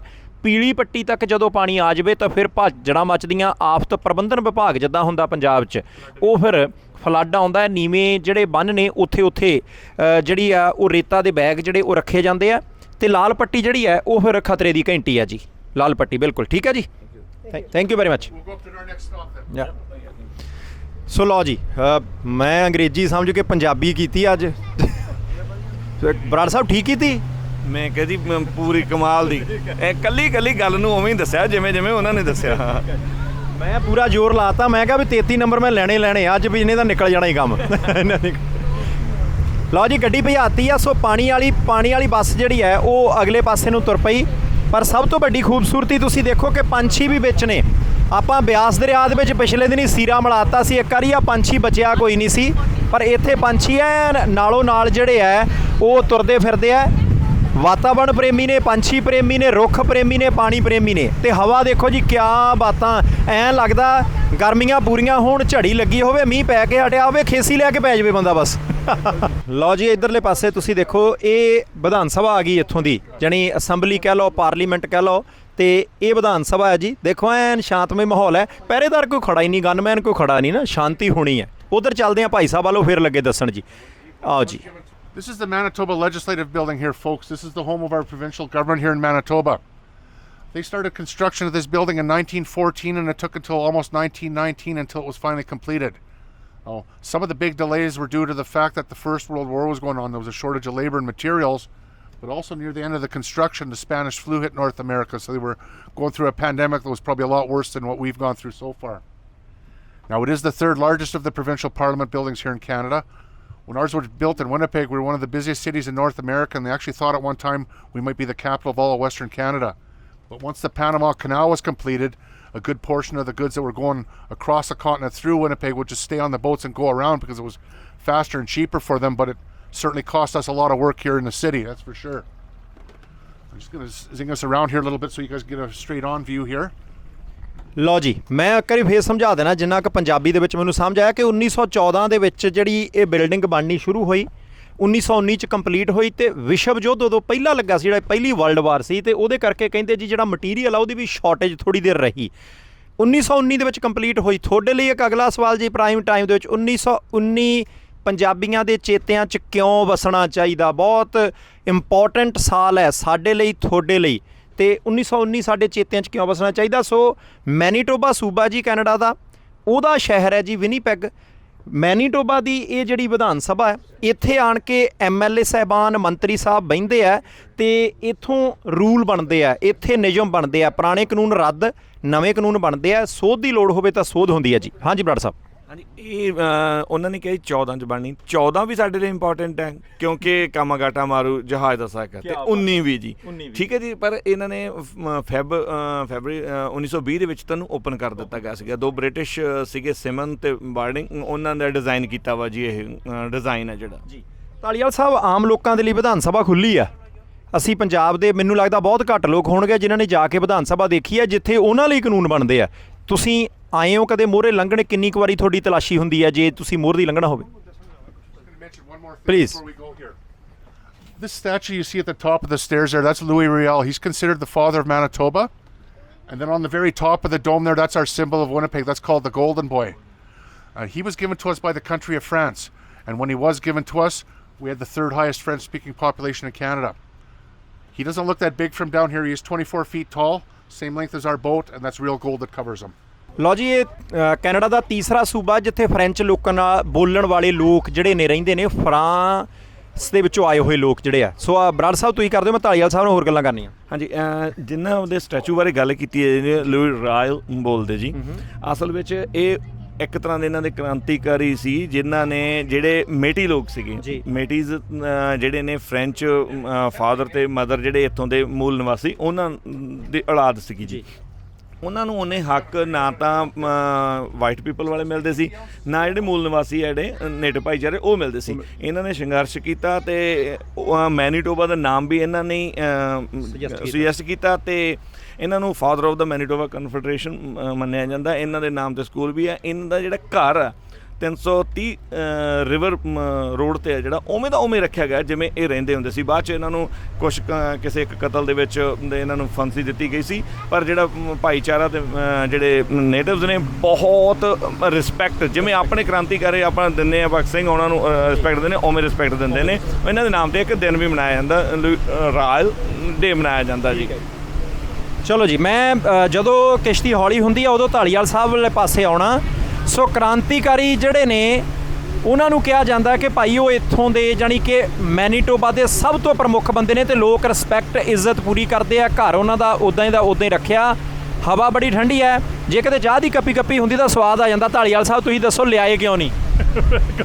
ਚਾਹ ਦਾ ਪ੍ਰਬੰਧ ਕਰ ਲੈਣੇ, ਕੋਈ ਗੱਲ ਨਹੀਂ। ਬਿਲਕੁਲ ਜੀ, ਬਿਲਕੁਲ। ਠੀਕ, ਗੋੜ ਵਾਲੀ ਹੈ ਕਿ ਕਿਹੜੀ ਜੀ? ਨਹੀਂ, ਜੇ ਗੋੜ ਵਾਲੀ ਮਿਲ ਜਾ ਤਾਂ ਨਾਲ ਲੱਡੂ ਹੋ ਜਾਣ, ਕਿਆ ਹੀ ਬਾਤਾਂ। ਫਿਰ ਤਾਂ ਬਿਲਕੁਲ ਜੀ। ਮੈਨੂੰ ਲੱਗਦਾ ਕੰਗ ਸਾਹਿਬ ਲੈ ਕੇ ਆਏ ਆ ਚਾਹ, ਤੁਹਾਡੇ ਤੱਕ ਹਜੇ ਪਹੁੰਚੀ ਨਹੀਂ ਗਈ। ਹੁਣ ਜੇ ਆਪਾਂ ਰੁਕਾਂਗੇ ਤਾਂ ਚਾਹ ਤੁਹਾਨੂੰ ਜ਼ਰੂਰ ਪਿਆਈ ਜਾਊਗੀ। ਠੀਕ ਹੈ ਜੀ, ਠੀਕ ਹੈ ਜੀ, ਸ਼ੁਕਰੀਆ ਜੀ। ਡੋਬ ਕੇ ਬਿਸਕੁਟ ਵੀ ਅਸੀਂ ਨਾਲ ਹੀ ਖਾ ਲਈਦੇ ਆ, ਦੋ ਖਾ ਲੈਂਦੇ ਹੋ? ਕਿਉਂਕਿ ਮੇਰੇ ਕੋਲ ਜਿਮ ਵੀ ਨਹੀਂ ਲੱਗੀ 2 ਦਿਨ ਹੋ ਗਿਆ ਨਾ। ਇੱਥੇ ਜੀ ਆਪਣੇ ਜਿਹੜੇ ਗਰੋਸਰੀ ਸਟੋਰ ਆ ਪੰਜਾਬੀ ਭਾਈਚਾਰੇ ਵਾਲੇ ਬਹੁਤ ਨੇ ਹੁਣ, ਤੇ ਪੀਪੇ ਵਾਲੇ ਬਿਸਕੁਟ ਵੀ ਮਿਲ ਜਾਂਦੇ ਆ, ਤੁਸੀਂ ਡੁਬੋ ਸਕਦੇ ਹੋ। ਲਓ ਜੀ, ਇੱਥੇ ਪੱਤਣ ਆ ਗਿਆ। ਅਸੀਂ ਤੁਹਾਨੂੰ ਉਸ ਸਮੇਂ ਦੇ ਕਹਿ ਰਹੇ ਹਾਂ ਕਿ ਇੱਥੇ 2 ਦਰਿਆਵਾਂ ਦਾ ਸੰਗਮ ਹੁੰਦਾ। ਆ ਇੱਕ ਦਰਿਆ ਆਪਾਂ ਇਧਰਲੇ ਪਾਸਿਓਂ, ਇਧਰੋਂ ਰੈੱਡ ਰਿਵਰ ਆ ਗਿਆ, ਤੇ ਆ ਹੁਣ ਇੱਥੇ ਆ ਕੇ ਜੁੜਦਾ ਜੀ। ਆਪਣੇ ਕਹਿੰਦੇ ਹੁੰਦੇ ਕਿ ਬਿਆਸ ਤੇ ਸਤਲੁਜ ਜਦੋਂ ਮਿਲਦੇ ਆ, ਬਿਆਸ ਦਾ ਪਾਣੀ ਸਾਫ਼ ਹੁੰਦਾ, ਸਤਲੁਜ ਦਾ ਕਾਲਾ। ਪਰ ਇੱਥੇ ਬਹੁਤਾ ਫਰਕ ਜਿਹੜਾ ਉਹ ਨਜ਼ਰ ਨਹੀਂ ਆਉਂਦਾ। ਆਹ ਦੇਖੋ ਜੀ, ਇੱਥੇ ਆ ਕੇ ਐਨ ਕਨੈਕਸ਼ਨ ਜੁੜ ਗਿਆ, ਗੱਠਜੋੜ ਹੋ ਗਿਆ, ਸਰਕਾਰ ਬਣ ਜਾਂਦੀ ਹੈ ਜੀ ਇੱਥੇ ਆ ਕੇ। ਸੋ ਉਧਰਲੇ ਪਾਸਿਓਂ ਕਿਸ਼ਤੀਆਂ ਆਉਂਦੀਆਂ ਸੀ, ਇਧਰਲੇ ਪਾਸਿਓਂ ਆਉਂਦੀਆਂ ਸੀ, ਤੇ ਆ ਵਿਚਕਾਰਲਾ ਥਾਂ ਜਿਹੜਾ ਕੈਨੇਡਾ ਦੇ ਦੋਨਾਂ ਪਾਸਿਆਂ ਤੋਂ ਆ ਕੇ ਲੋਕ ਕਿਸ਼ਤੀਆਂ ਦੇ ਵਿੱਚ ਵਪਾਰ ਦਾ ਜਾਣੀ ਕੇਂਦਰ ਸੀ। ਤੇ ਇਸੇ ਕਰਕੇ ਫਿਰ ਮੈਨੀਟੋਬਾ ਵਿਨੀਪੈਗ ਜਿਹੜਾ ਉਹ ਡਿਵੈਲਪ ਹੁੰਦਾ ਰਿਹਾ। ਤੇ 45 ਫੁੱਟ ਡੂੰਘਾ ਜੀ ਇੱਥੇ ਦਰਿਆ, 45 ਫੁੱਟ ਥੱਲੇ ਨੂੰ ਆ। ਸੋ ਛੋਟੀ ਗੱਲ ਨਹੀਂ ਹੈ। ਸੋ 45 ਫੁੱਟ ਡੂੰਘਾਈ ਵਾਲੇ ਪਾਣੀ ਦੇ ਵਿੱਚ ਅਸੀਂ ਇਸ ਵੇਲੇ, ਸੋ ਆਹ ਸਾਰਾ ਪੱਤਣ ਹੈ ਜੀ ਆਲੇ ਦੁਆਲੇ। ਸੋ ਖੂਬਸੂਰਤ ਥਾਂ। ਆਪਾਂ ਕੈਨੇਡਾ ਦੇ ਇਤਿਹਾਸ ਨੂੰ ਮਹਿਸੂਸ ਕਰ ਰਹੇ ਹਾਂ ਇਸ ਵੇਲੇ। ਜਦੋਂ ਅਜੇ ਆਵਾਜਾਈ ਦੇ ਇੰਨੇ ਸਾਧਨ ਨਹੀਂ ਸੀ ਹੁੰਦੇ, ਉਦੋਂ ਫਿਰ ਪੰਜਾਬੀ ਇੱਥੇ ਟਰੱਕ ਨਹੀਂ ਸੀ ਚਲਾਉਂਦੇ। ਉਦੋਂ ਇੱਥੋਂ ਦੇ ਜਿਹੜੇ ਸਥਾਨਕ ਲੋਕ ਆ ਉਹ ਆਪਸ 'ਚ ਵਪਾਰ ਕਰਦੇ ਸੀ। ਆਪਾਂ ਆਣ ਕੇ ਥਾਵਾਂ ਜਿਹੜੀਆਂ ਬਾਅਦ 'ਚ ਮੰਨ ਲਈਆਂ। ਰਾਮਜੀਤ ਭਾਜੀ, ਤੁਸੀਂ ਇੱਕ ਚੀਜ਼ ਮੈਨੂੰ ਜ਼ਰੂਰ ਦੱਸਣ ਦੀ ਖੇਚਲ ਕਰਿਓ ਕਿ ਇੱਥੇ ਲੋਕ ਮੱਛੀਆਂ ਫੜੀ ਜਾਂਦੇ, ਕੰਮ ਕਿਉਂ ਨਹੀਂ ਕਰਦੇ? ਕੈਨੇਡਾ ਇਹ ਤਾਂ 2-2 ਸ਼ਿਫਟ ਵਾਲਾ ਕੰਮ ਆ, ਵਿਨੀਪੈਗ ਵੱਖਰਾ ਕਿਉਂ? ਨਹੀਂ, ਇਹ ਸਾਰਿਆਂ ਦੇ ਹਾਲਾਤ ਨਹੀਂ। ਜਿਹੜੇ ਲਾਈਫ ਸਟਾਈਲ ਇੱਥੋਂ ਦਾ ਹੈਗਾ, ਇੱਥੇ ਫਿਸ਼ਿੰਗ ਹੈ ਜਿਹੜੀ ਉਹ ਅਸਲ ਦੇ ਵਿੱਚ ਥਰੂ ਆਊਟ ਈਅਰ ਹੀ ਚੱਲਦੀ ਹੈ। ਠੀਕ ਹੈ ਜੀ। ਵਿੰਟਰ ਦੇ ਵਿੱਚ ਜਦੋਂ ਬਾਕੀ ਸੂਬੇ ਕਹਿੰਦੇ ਨੇ ਜੀ ਸਾਰਾ ਕੁਝ ਫਰੀਜ਼ ਹੋ ਗਿਆ, ਵਿਨੀਪੈਗ ਤਾਂ ਸਾਰਾ ਖੜ ਗਿਆ, ਉੱਥੇ ਤਾਂ ਬੁਰਾ ਹਾਲ ਹੋ ਗਿਆ, ਸਨੋ ਦੇ ਵਿੱਚ ਦੱਬੇ ਗਏ। ਪਰ ਸਾਡੇ ਲੋਕਾਂ ਦਾ ਜਿਹੜਾ ਲਾਈਫ ਸਟਾਈਲ ਆ, ਅਸੀਂ ਉਦੋਂ ਵੀ ਇੰਜੋਏ ਕਰਦੇ ਹਾਂ ਜਦੋਂ ਇੰਨੀ ਸਨੋ ਹੁੰਦੀ ਹੈ, ਲੇਕਾਂ ਫਰੀਜ਼ ਹੋ ਜਾਂਦੀਆਂ, ਤਾਂ ਉਦੋਂ ਆਈਸ ਫਿਸ਼ਿੰਗ ਲਈ ਲੋਕ ਬਾਹਰ ਜਾਂਦੇ ਨੇ। ਅਸਲ 'ਚ ਸਾਡੇ ਕੋਲੇ ਦੇਸ਼ ਵਿਦੇਸ਼ ਤੋਂ ਲੋਕ ਆਉਂਦੇ ਨੇ ਜਿਹੜੇ ਆਈਸ ਫਿਸ਼ਿੰਗ ਲਈ ਮੈਨੀਟੋਬਾ ਦੇ ਵਿੱਚ ਪਹੁੰਚਦੇ ਨੇ ਹਰੇਕ ਸਾਲ। ਜੰਮੇ ਹੋਏ ਪਾਣੀ 'ਚੋਂ ਵੀ ਮੱਛੀਆਂ ਫੜੀਆਂ ਜਾਂਦੀਆਂ ਨੇ। ਮੈਂ ਕਿਹਾ ਆਈਸ ਫਿਸ਼ਿੰਗ ਸਾਰਿਆਂ ਨੂੰ ਪਤਾ ਨਹੀਂ ਲੱਗਣੀ। ਹਾਂਜੀ, ਬਿਲਕੁਲ ਜੀ, ਬਿਲਕੁਲ। ਤੇ ਇਧਰਲੇ ਪਾਸੇ ਪਿੱਛੇ ਰਾਮਜੀਤ ਭਾਜੀ ਤੁਸੀਂ ਦੱਸਣਾ ਕਿ ਆਹ ਜਿਹੜਾ ਪੁਲ ਆ ਤਾਰਾਂ ਵਾਲਾ, ਇਹ ਕੀ ਚੀਜ਼ ਆ ਜੀ? ਆ ਲਓ। ਜਿਹੜਾ ਇਧਰਲੇ ਪਾਸੇ ਅਸਲ 'ਚ ਬਾਟ ਸਾਹਿਬ 2-3 ਚੀਜ਼ਾਂ ਨੇ। ਇੱਕ ਜਿਹੜਾ ਉਸ ਤੋਂ ਪਹਿਲਾਂ ਬਿਲਡਿੰਗ ਜਿਹੜੀ ਆ ਰਹੀ ਆ, ਉਹ ਜਿਹੜਾ ਹੈਗਾ ਮਿਊਜ਼ੀਅਮ ਹੈਗਾ, ਹਿਊਮਨ ਰਾਈਟਸ ਮਿਊਜ਼ੀਅਮ, ਜਿਹੜਾ ਉਸ ਤੋਂ ਪਹਿਲਾਂ। ਉਸ ਤੋਂ ਬਾਅਦ ਜਿਹੜਾ ਇਹ ਬ੍ਰਿਜ ਜਿਹੜਾ ਇਹਦਾ ਨਾਮ ਹੈਗਾ ਜੀ ਪ੍ਰਵਾਨਸ਼ੇ ਬ੍ਰਿਜ। ਇਹ ਲਾਈਟਾਂ ਲੁਟਾਂ 'ਚ ਰੰਗ ਬਦਲਦੇ ਆ? ਲਾਈਟਾਂ ਦੇ ਰੰਗ ਬਦਲਦੇ ਨੇ ਜੀ। ਇੱਥੇ ਜਿਹੜਾ ਹੈਗਾ ਇਹਦੇ 'ਚ ਪਹਿਲਾਂ ਰੈਸਟੋਰੈਂਟ ਵੀ ਚੱਲਦਾ ਰਿਹਾ, ਹੁਣ ਵੀ ਇਹ ਬਿਲਡਿੰਗ ਜਿਹੜੀ ਉਸੇ ਤਰ੍ਹਾਂ ਰੱਖੀ ਹੋਈ ਹੈ ਜੀ। ਇਹਦੇ ਇਧਰਲੇ ਪਾਸੇ ਨਾਲ ਪਾਰਕ ਵਗੈਰਾ ਬਣੇ ਹੋਏ ਨੇ, ਲੋਕਾਂ ਦੇ ਘੁੰਮਣ ਫਿਰਨ ਦੀ ਜਿਹੜੀ ਜਗ੍ਹਾ ਸਾਰੀ ਬਣੀ ਹੋਈ ਹੈ। ਜਿਹੜਾ ਆ ਬ੍ਰਿਜ ਸਾਹਮਣੇ ਨਜ਼ਰ ਆ ਰਿਹਾ, ਇਹਦਾ ਜਿਹੜਾ ਸੱਜਾ ਪਾਸਾ ਇਹ ਸੇਂਟ ਬੋਨੀਫੇਸ ਆ, ਇਹ ਫ੍ਰੈਂਚ ਕਾਲੋਨੀ ਹੈ ਜੀ। ਆਪਣਾ ਨਾਰਥ ਵੱਲ ਨੂੰ ਫੇਸ ਆ, ਤੇ ਜਿਹੜਾ ਬ੍ਰਿਜ ਦਾ ਈਸਟ ਵਾਲਾ ਪਾਸਾ ਉਹ ਸਾਰੀ ਫ੍ਰੈਂਚ ਕਾਲੋਨੀ ਹੈ ਜੀ। ਇਹ ਪਹਿਲਾਂ ਤੋਂ ਡੋਮੀਨੈਂਟ ਰਿਹਾ ਮੈਨੀਟੋਬਾ ਦੇ ਵਿੱਚ। ਕਿਸੇ ਟਾਈਮ ਤੇ ਕੈਨੇਡਾ ਦੀ 3rd ਲਾਰਜੈਸਟ ਫ੍ਰੈਂਚ ਪਾਪੂਲੇਸ਼ਨ ਰਹੀ ਹੈ ਜੀ। ਤੇ ਜਿਹੜਾ ਇਸ ਬ੍ਰਿਜ ਦਾ ਵੈਸਟ ਵਾਲਾ ਪਾਸਾ, ਉਧਰਲੇ ਪਾਸੇ ਜਿਹੜੀ ਉਹ ਇੰਗਲਿਸ਼ ਕਾਲੋਨੀ ਸੀ, ਉੱਥੇ ਇੰਗਲਿਸ਼ ਲੋਕਾਂ ਦਾ ਜਿਹੜਾ ਨਿਵਾਸ ਰਿਹਾ ਜੀ ਪਹਿਲੇ ਦਿਨ ਤੋਂ ਜੀ। ਲਓ ਜੀ, ਸੋ ਇਧਰਲੇ ਪਾਸੇ ਫ੍ਰੈਂਚ ਲੋਕ ਜ਼ਿਆਦਾ ਸੀ, ਇਧਰਲੇ ਪਾਸੇ ਬ੍ਰਿਟਿਸ਼ ਲੋਕ ਜ਼ਿਆਦਾ ਸੀ। ਸ਼ੁਰੂ ਦੇ ਵਿੱਚ ਲੜਾਈਆਂ ਬਹੁਤ ਹੋਈਆਂ ਵਪਾਰ ਦੇ ਉੱਤੇ ਕਬਜ਼ਾ ਕਰਨ ਦੇ ਲਈ। ਜਿੱਦਾਂ ਆਪਣੇ ਪੁਰਤਗਾਲੀ ਵੀ ਆਏ ਇੰਡੀਆ ਦੇ ਵਿੱਚ, ਬ੍ਰਿਟਿਸ਼ ਵੀ ਆਏ। ਅਗੋਆ ਵਾਲੇ ਪਾਸੇ ਤਾਂ ਬਹੁਤ ਦੇਰ ਤੱਕ ਲੜਾਈਆਂ ਹੁੰਦੀਆਂ ਰਹੀਆਂ। ਤੁਹਾਨੂੰ ਲੁਧਿਆਣੇ ਦੇ ਨੇੜੇ ਪਤਾ ਹੋਣਾ, ਇੱਕ ਥਾਂ ਦੇ ਉੱਤੇ ਮੇਲਾ ਲੱਗਦਾ ਹੁੰਦਾ ਭਾਈ, ਅੱਜ ਵੀ ਬਰਸੀ ਮਨਾਈ ਜਾਂਦੀ ਹੁੰਦੀ, ਇੱਕ ਖਾਸ ਦਿਨ। ਤੁਸੀਂ ਉਹ ਵੀ ਦੱਸ ਦਿਓ। ਇੱਕ ਵਾਰੀ ਇੱਕ ਕਾਂਡ ਵੀ ਹੋ ਗਿਆ ਸੀ ਉਸ ਬਰਸੀ ਵਾਲੇ ਦਿਨ, ਤੇ ਉਹ ਪੰਜਾਬੀ ਬੰਦਾ ਜਿਹੜਾ ਸ਼ਹੀਦ ਹੋਇਆ ਸੀ ਗੋਆ ਨੂੰ ਆਜ਼ਾਦ ਕਰਾਉਂਦਿਆਂ, ਉਹ ਬੰਦਾ ਕਿਹੜਾ ਤੁਸੀਂ ਜਵਾਬ ਦੇਈ ਜਾਣੇ ਆ। ਅੱਜ ਮੇਰੇ ਅੰਦਰ ਵੀ ਫਿਰ ਮਾਸਟਰ ਜਾ ਕੇ ਆਈ। ਅੱਛਾ, ਕਰਨੈਲ ਸਿੰਘ ਈਸਟੂ। ਲਓ ਜੀ, 5 ਨੰਬਰ ਦੇ ਦਿੱਤੇ ਮਾਸਟਰ ਜੀ ਨੂੰ। In 1968, they were doing repairs to the roof of the old church, and unfortunately, it caught fire and was destroyed. That big circle you see in the front there, that was a big stained glass window. When the roof collapsed during the fire, there was glass found on the far shoreline. It went right across the river. It was such a big blast. Yeah. They also kept that front wall intact because there's archbishops and priests buried in that wall. That's their crypt or their tomb. And also Louis Riel, the father of Manitoba, is buried up there. It is a very important piece of Manitoba history up there. ਸੋ ਲਓ ਜੀ, ਹੁਣ ਸਾਡਾ ਕਿਸ਼ਤੀ ਵਾਲਾ tour ਜਿਹੜਾ ਉਹ ਤਕਰੀਬਨ ਸਮਾਪਤੀ ਵਾਲੇ ਪਾਸੇ ਆ। ਹੁਣ ਸਾਰੇ ਬੰਦੇ ਬਹੁਤ ਆਰਾਮ ਦੇ ਨਾਲ ਰਹਿੰਦੇ ਆ, ਚਾਹੇ ਫਰੈਂਚ ਨੇ ਚਾਹੇ ਬ੍ਰਿਟਿਸ਼ ਲੋਕ ਨੇ। ਤੇ ਮੈਟਿਸ ਦੀ ਜਿਹੜੀ ਗੱਲ ਕੀਤੀ ਸੀ, ਕਿਉਂਕਿ ਹਰ ਜਗ੍ਹਾ ਦੇ ਉੱਤੇ ਆਪਣਾ ਇੱਕ ਵੱਖਰੇ ਤਰ੍ਹਾਂ ਦਾ ਜਿਹੜਾ ਉਹ ਮਾਹੌਲ ਹੁੰਦਾ। ਜਦੋਂ ਫਰੈਂਚ ਲੋਕ ਵਪਾਰ ਕਰਨ ਆਏ, ਬ੍ਰਿਟਿਸ਼ ਲੋਕ ਵਪਾਰ ਕਰਨ ਆਏ, ਤੇ ਜਿਹੜੇ ਇੱਥੋਂ ਦੇ ਮੂਲ ਨਿਵਾਸੀ ਸੀ ਉਹਨਾਂ ਦੀਆਂ ਔਰਤਾਂ ਦੇ ਨਾਲ ਉਹਨਾਂ ਦੇ ਵਿਆਹ ਵੀ ਹੋਏ, ਬੱਚੇ ਵੀ ਹੋਏ। ਜਿਹੜੇ ਫਰੈਂਚ ਜਾਂ ਬ੍ਰਿਟਿਸ਼ ਮਰਦ ਸੀ ਤੇ ਇੱਥੋਂ ਦੀਆਂ ਮੂਲ ਨਿਵਾਸੀ ਔਰਤਾਂ ਦੇ ਨਾਲ ਜਿਹੜੇ ਉਹਨਾਂ ਦੇ ਬੱਚੇ ਪੈਦਾ ਹੋਏ, ਉਹਨਾਂ ਨੂੰ ਮੈਟਿਸ ਕਹਿੰਦੇ ਸੀ। ਤੇ ਉਹਨਾਂ ਨੂੰ ਅਧਿਕਾਰ ਨਹੀਂ ਸੀ ਪੂਰੇ ਮਿਲੇ ਹੋਏ, ਤੇ ਉਹ ਅਧਿਕਾਰ ਦਿਵਾਉਣ ਦੇ ਲਈ ਫਿਰ ਦੱਸਦੇ ਸੀ ਨਾ ਕਿ ਭਾਈ ਇੱਥੋਂ ਦਾ ਜਿਹੜਾ ਪਹਿਲਾ ਬੰਦਾ ਮੰਨਿਆ ਜਾਂਦਾ ਜਿਹਨੇ ਕ੍ਰਾਂਤੀ ਕੀਤੀ ਤੇ ਉਹਨਾਂ ਦੇ ਅਧਿਕਾਰਾਂ ਦੇ ਲਈ ਲੜਾਈ ਲੜੀ। ਸੋ ਹਰ ਜਗ੍ਹਾ ਦਾ ਆਪਣਾ ਇਤਿਹਾਸ ਹੈ, ਹਰ ਜਗ੍ਹਾ ਦੇ ਉੱਤੇ ਕ੍ਰਾਂਤੀਕਾਰੀ ਪੈਦਾ ਹੋਇਆ ਤੇ ਦੁਨੀਆ ਦੇ ਹਰ ਕ੍ਰਾਂਤੀਕਾਰੀ ਨੂੰ ਅਸੀਂ ਸਲੂਟ ਕਰਦੇ ਹਾਂ ਜੀ। ਆਹ ਜਿਹੜਾ ਆ ਇਹ ਅੱਧਾ ਬ੍ਰਿਜ ਜਿਹੜਾ ਇੱਕ ਪਾਸੇ ਨੂੰ ਹੋ ਜਾਂਦਾ ਸੀ, ਚੱਕ ਲੈਂਦੇ ਵੱਡੇ ਸ਼ਿਪ ਲੰਘਣੇ ਹੁੰਦੇ ਸੀ, ਤੇ ਕਿਉਂਕਿ ਨਹੀਂ ਤਾਂ ਉਹ ਫਸ ਸਕਦੇ ਸੀ ਸ਼ਿਪ। ਸੋ ਆਹ ਜਿਹੜਾ ਰੇਲਵੇ ਬ੍ਰਿਜ ਆ ਇਹਦਾ ਅੱਧਾ ਹਿੱਸਾ ਜਿਹੜਾ ਇੱਕ ਪਾਸੇ ਨੂੰ ਕਰ ਦਿੱਤਾ ਜਾਂਦਾ ਸੀ, ਚੱਕ ਦਿੱਤਾ ਜਾਂਦਾ ਸੀ, ਤਾਂ ਜੋ ਉਹ ਸ਼ਿਪ ਜਿਹੜੇ ਉਹ ਲੰਘ ਸਕਣ। ਹਾਲਾਂਕਿ ਦੁਨੀਆ ਦੇ ਬਹੁਤ ਸਾਰੇ ਹਿੱਸਿਆਂ ਦੇ ਵਿੱਚ ਇਦਾਂ ਦੀ ਸ਼ਿਪ ਹੈਗੇ, ਪਰ ਇਹ ਬੜੀ ਪੁਰਾਣੀ ਰੇਲਵੇ ਲਾਈਨ ਆ ਤੇ ਇਹ ਸਾਰੀ ਦੀ ਸਾਰੀ ਜਿਹੜੀ ਆ ਜਿਉਂਦੀ ਤਿਉਂ ਤੇ ਅਜੇ ਬਰਾੜ ਸਾਹਿਬ ਕੰਮ ਦੀ ਹੈ, ਲੰਘਦੀਆਂ ਟ੍ਰੇਨਾਂ।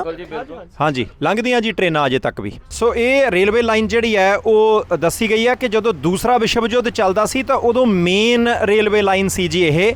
ਜੇ ਇਹ ਨੁਕਸਾਨੀ ਜਾਂਦੀ, ਇਹਦੇ ਤੇ ਬੰਬ ਡਿੱਗ ਜਾਂਦਾ ਤਾਂ ਫਿਰ ਸਪਲਾਈ ਲਾਈਨ ਜਿਹੜੀ ਟੁੱਟ ਜਾਣੀ ਸੀ। ਅੱਧਾ ਕੈਨੇਡਾ ਇੱਧਰ ਤੇ ਅੱਧਾ ਕੈਨੇਡਾ ਉੱਧਰ ਹੋ ਜਾਣਾ ਸੀ। ਰੋਜ਼ 30-40 ਟ੍ਰੇਨਾਂ ਅੱਜ ਵੀ ਇਸ ਰੇਲਵੇ ਲਾਈਨ ਦੇ ਉੱਤੋਂ ਦੀ ਜਿਹੜੀਆਂ ਉਹ ਗੁਜ਼ਰਦੀਆਂ। ਸੋ ਸਟਿਲ ਅਜੇ ਤੱਕ ਇਹ ਵਰਤੋਂਯੋਗ ਹੈ ਜੀ, ਲਗਾਤਾਰ ਕੰਮ ਜਿਹੜਾ ਉਹ ਚੱਲ ਰਿਹਾ।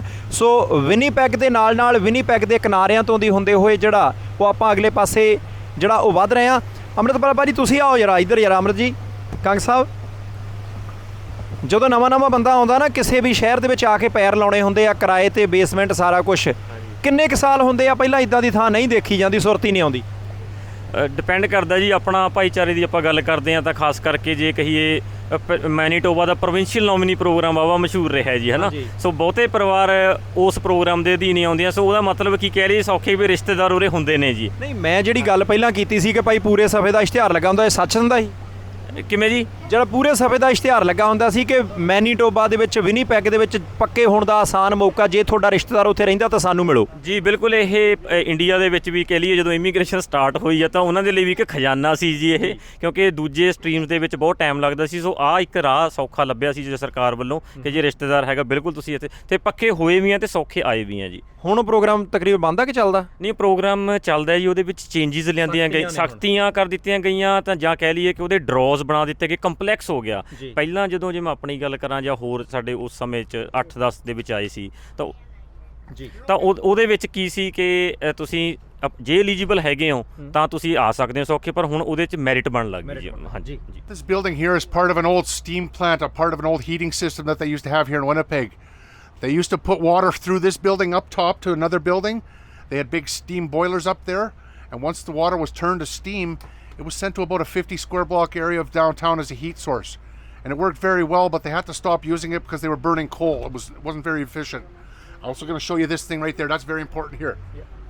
ਲਓ ਜੀ, ਆ ਕਮਾਲ ਦੀ ਗੱਲ ਜਿਹੜੀ ਦੱਸੀ ਆ, ਉਹ ਕਹਿੰਦੇ ਜੀ ਇੱਥੋਂ ਇਸ ਦਰਿਆ ਦੇ ਵਿੱਚੋਂ ਪਾਣੀ ਚੱਕ ਕੇ ਅਗਲੀ ਬਿਲਡਿੰਗ ਦੇ ਵਿੱਚ ਲੈ ਕੇ ਜਾਂਦੇ ਆ। ਠੰਡਾ ਪਾਣੀ ਐਨ ਠਾਰ ਬਰਫ਼ ਵਰਗਾ, ਉੱਥੇ ਸਟੀਮਰ ਲੱਗੇ ਆ, ਉੱਥੋਂ ਪਾਣੀ ਗਰਮ ਹੁੰਦਾ ਤੇ ਅੱਧੇ ਕੁ ਡਾਊਨਟਾਊਨ ਨੂੰ, ਮੇਰਾ ਖਿਆਲ ਆ ਨਾ ਅੱਧਾ ਡਾਊਨਟਾਊਨ ਜਿਹੜਾ ਮੇਨ ਇੱਥੋਂ ਦਾ ਸ਼ਹਿਰ ਹੈ, ਉਹਨੂੰ ਜਿਹੜਾ ਤਾਪ ਜਾਣੀ ਕਿ ਗਰਮੀ ਜਾਣੀ ਇੱਥੋਂ ਹੀ ਜਾਂਦੀ ਸੀ, ਕਿਉਂਕਿ ਠੰਡ ਬੜੀ ਹੁੰਦੀ ਆ ਤੇ ਉਹ ਜ਼ਰੂਰੀ ਹੈ। ਸੋ ਇਸ ਬਿਲਡਿੰਗ ਦੇ ਰਾਹੀਂ ਪਾਣੀ ਜਿਹੜਾ ਲਿਫਟ ਕਰ ਲੈਣਾ, ਤਾਂ ਨੂੰ ਲੈ ਜਾਣਾ, ਨਾਲ ਦੀ ਬਿਲਡਿੰਗ 'ਚ ਪਾਣੀ ਪਹੁੰਚ ਜਾਣਾ, ਉੱਥੋਂ ਫਿਰ ਉਹਦੀ ਭਾਫ ਬਣਾ ਕੇ ਜਿਹੜਾ ਉਹ ਤਾਪ ਅੱਗੇ ਨੂੰ ਗਰਮੀ ਜਿਹੜੀ ਹੈ ਉਹ ਸ਼ਕਤੀ ਅੱਗੇ ਨੂੰ ਤੋਰਨੀ, ਤੇ ਘਰਾਂ ਦੇ ਵਿੱਚ ਹੀਟ ਜਿਹੜੀ ਹੈ ਉਹਦੇ ਨਾਲ ਹੀ। ਇੱਦਾਂ ਹੀ ਆ ਤਾਲੀਆ ਸਾਹਿਬ?